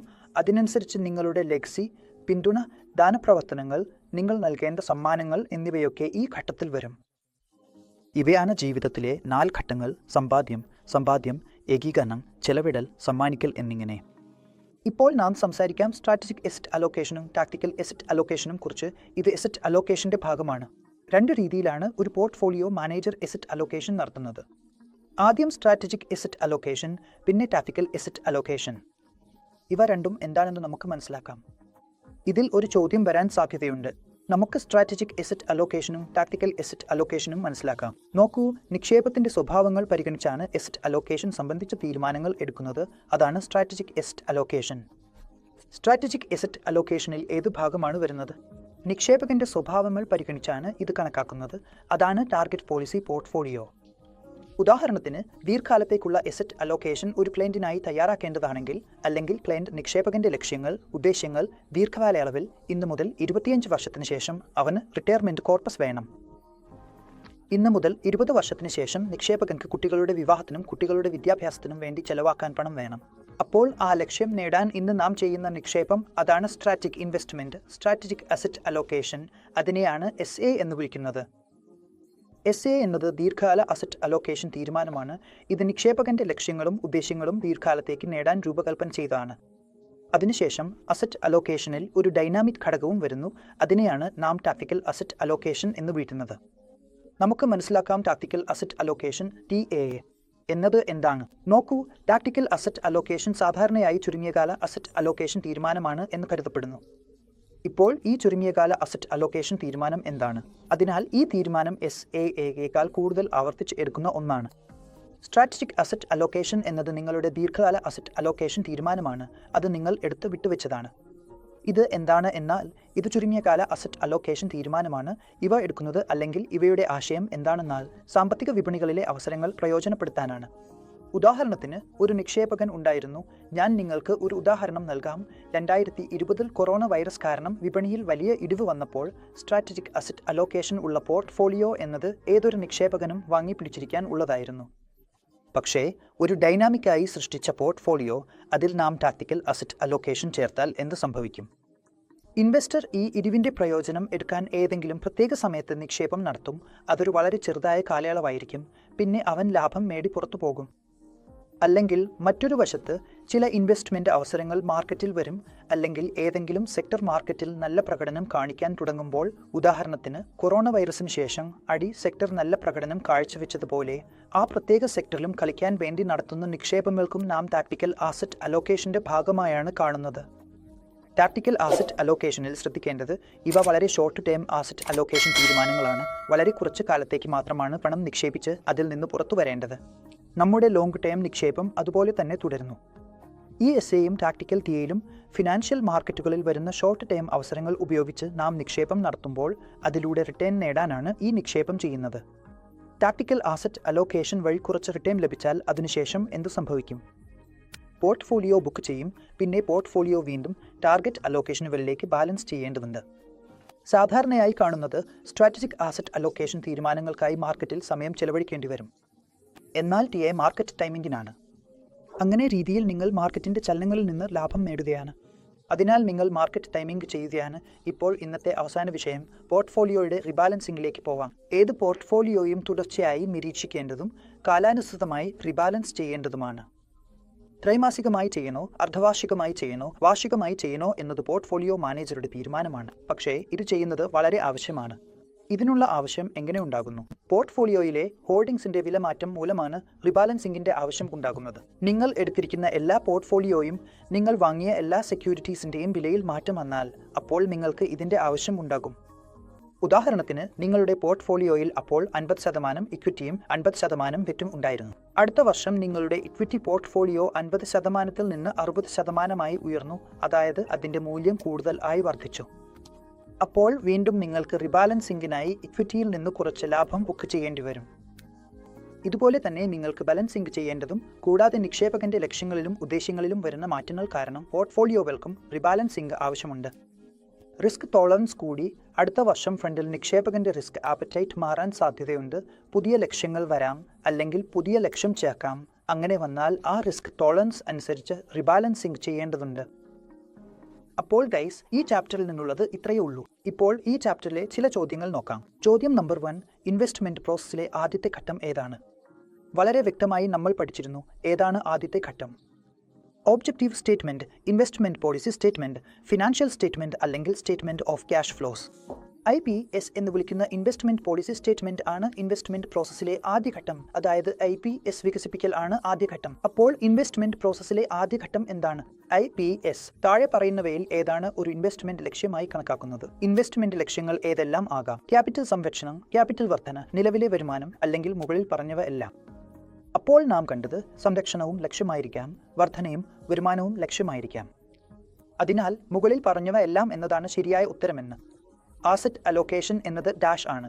ആദ്യത് ഫണ്ടുകൾ 4 ആസറ്റ് ക്ലാസുകളിലായി വിഭജിക്കുന്ന പ്രക്രിയ. റിട്ടേൺസ് വ്യത്യാസം സംബന്ധിച്ചുള്ളതോ, വ്യത്യസ്ത ആസ്റ്റുകളുമായി ബന്ധപ്പെട്ട റിസ്ക് സംബന്ധിച്ചുള്ളതോ, അല്ലെങ്കിൽ നിക്ഷേപകരുടെ റിട്ടേൺസുകൾ തമ്മിലുള്ള ബന്ധം സംബന്ധിച്ചുള്ളതോ. അതിനാൽ ആസറ്റ് അലോക്കേഷൻ എന്നത് നാം കണ്ടത് അത് അലോക്കേഷൻ ആണ്. ആസറ്റ് ക്ലാസുകളിൽ നാം ഒരു നിക്ഷേപകന്റെ പണം വിതരണം ചെയ്യുകയും വിഭജിക്കുകയും ചെയ്യുമ്പോൾ ഉത്തരം ആണ് ഫണ്ടുകൾ ആസറ്റ് ക്ലാസുകളിലായി വിഭജിക്കുന്ന പ്രക്രിയ. ഡാഷ് ഘട്ടം എന്നത് നിക്ഷേപകൻ അവരുടെ പ്രാരംഭം മുതൽ മധ്യ വരെയുള്ള വരുമാന വർഷങ്ങളിൽ ആസറ്റുകൾ സമ്പാദിക്കാൻ ശ്രമിക്കുന്ന ഘട്ടമാണ്. അടുത്ത കാലത്തെ ആവശ്യങ്ങൾ നിറവേറ്റാൻ, ഉദാഹരണം കുട്ടികളുടെ വിദ്യാഭ്യാസം, ഡൗൺ പേയ്മെന്റ്, വീട്ടിൽ തുടങ്ങിയവ. അതിനുശേഷം കമ്മ്യൂണിക്കേഷൻ ഘട്ടം വരുന്നു. സ്പെൻഡിംഗ്, ഗിഫ്റ്റിംഗ് അല്ലെങ്കിൽ കൺസോളിഡേഷൻ. അതിനാൽ ഉത്തരം കമ്മ്യൂണിക്കേഷൻ ആണ്. കമ്മ്യൂണിക്കേഷൻ ഘട്ടം എന്നത് നിക്ഷേപകൻ തന്റെ പ്രാരംഭം മുതൽ മധ്യ വരുമാന വർഷങ്ങളിൽ ആസറ്റുകൾ സമ്പാദിക്കാൻ ശ്രമിക്കുന്ന ഘട്ടമാണ്. നിങ്ങളുടെ അടുത്തകാല ലക്ഷ്യങ്ങൾക്കായി ചില ആസറ്റുകൾ സജീവമാക്കുന്നത്, ഉദാഹരണത്തിന് കുട്ടികളുടെ വിദ്യാഭ്യാസം അല്ലെങ്കിൽ വീടിന്റെ പേയ്മെന്റ് ചെയ്യേണ്ടതുപോലുള്ളവ. ഇവയൊക്കെ അവരുടെ അടുത്തകാല ആവശ്യങ്ങൾ നിറവേറ്റാൻ വേണ്ടിയാണ്. പോർട്ട്ഫോളിയോ മാനേജ്മെന്റ് പ്രോസസ്സിലെ ചുവടെയുള്ളവയിൽ ഏതാണ് ഒരു ഘട്ടം എന്ന് ചോദിക്കുകയാണ്. ഡെവലപ്മെന്റ് പോളിസി സ്റ്റേറ്റ്മെന്റ് പഠനം, ക്ലയന്റിന്റെയോ ഇൻവെസ്റ്ററിന്റെയോ നിലവിലെ സാമ്പത്തിക അവസ്ഥ, അല്ലെങ്കിൽ പോർട്ട്ഫോളിയോ നിർമ്മിക്കൽ. പോർട്ട്ഫോളിയോ മാനേജ്മെന്റ് പ്രോസസ്സിലെ ഘട്ടങ്ങൾ. ഈ 3 കാര്യങ്ങളും അതിന്റെ ഭാഗമാണ്. അതിനാൽ ഉത്തരം മുകളിൽ പറയുന്നവയൊക്കെയും ആണ്. അപ്പോൾ ഗൈസ്, ഈ ചാപ്റ്റർ പോർട്ട്ഫോളിയോ മാനേജ്മെന്റ് പ്രോസസ്സിൽ നിന്നുള്ളത് ഇത്രയൊക്കെയാണ്. ഇത് സീരീസ് 21 മണി PM. ഡിസ്ട്രിബ്യൂട്ടേഴ്സ് എക്സാമിന്റെ ചാപ്റ്റർ നമ്പർ 9 ആണ്. നിങ്ങൾക്ക് ഈ വീഡിയോ ഇഷ്ടമായിരിക്കുമെന്ന് പ്രതീക്ഷിക്കുന്നു. കൂടാതെ ഇത് വളരെ പ്രധാനപ്പെട്ട ഒരു ചാപ്റ്ററാണ്. 9, 10, 11, 12 എന്നിങ്ങനെയുള്ള ചാപ്റ്ററുകൾ വളരെ പ്രധാനപ്പെട്ടവയാണ്. കുറഞ്ഞത് 7 ചോദ്യങ്ങൾ, 9, 10 ചോദ്യങ്ങൾ വരെ ഇവിടെ നിന്ന് പ്രതീക്ഷിക്കാവുന്നതാണ്. ഓരോ കാര്യവും വളരെ മനസ്സിലാകുന്ന വിധത്തിൽ ഞങ്ങൾ നിങ്ങൾക്ക് വിശദീകരിക്കാൻ ശ്രമിച്ചിട്ടുണ്ട്. അതുപോലെ അത്യന്തം പ്രധാനപ്പെട്ട പോയിന്റുകൾ മാത്രം സ്പർശിച്ചുകൊണ്ട് ഈ വീഡിയോ തയ്യാറാക്കിയിട്ടുണ്ട്. അതിനാൽ ദയവായി ഈ വീഡിയോ അവസാനം വരെ കാണാൻ മറക്കരുത്. വീഡിയോ ഇഷ്ടമായാൽ ലൈക്ക് ചെയ്യാനും ഷെയർ ചെയ്യാനും ഞങ്ങളുടെ ചാനൽ സബ്സ്ക്രൈബ് ചെയ്യാനും മറക്കരുത്. മറ്റ് ചാപ്റ്ററുകളുടെ വീഡിയോ കാണാൻ നിങ്ങൾക്ക് ഞങ്ങളുടെ ലിങ്കിൽ പോകാം. വളരെ നന്ദി ഗൈസ്.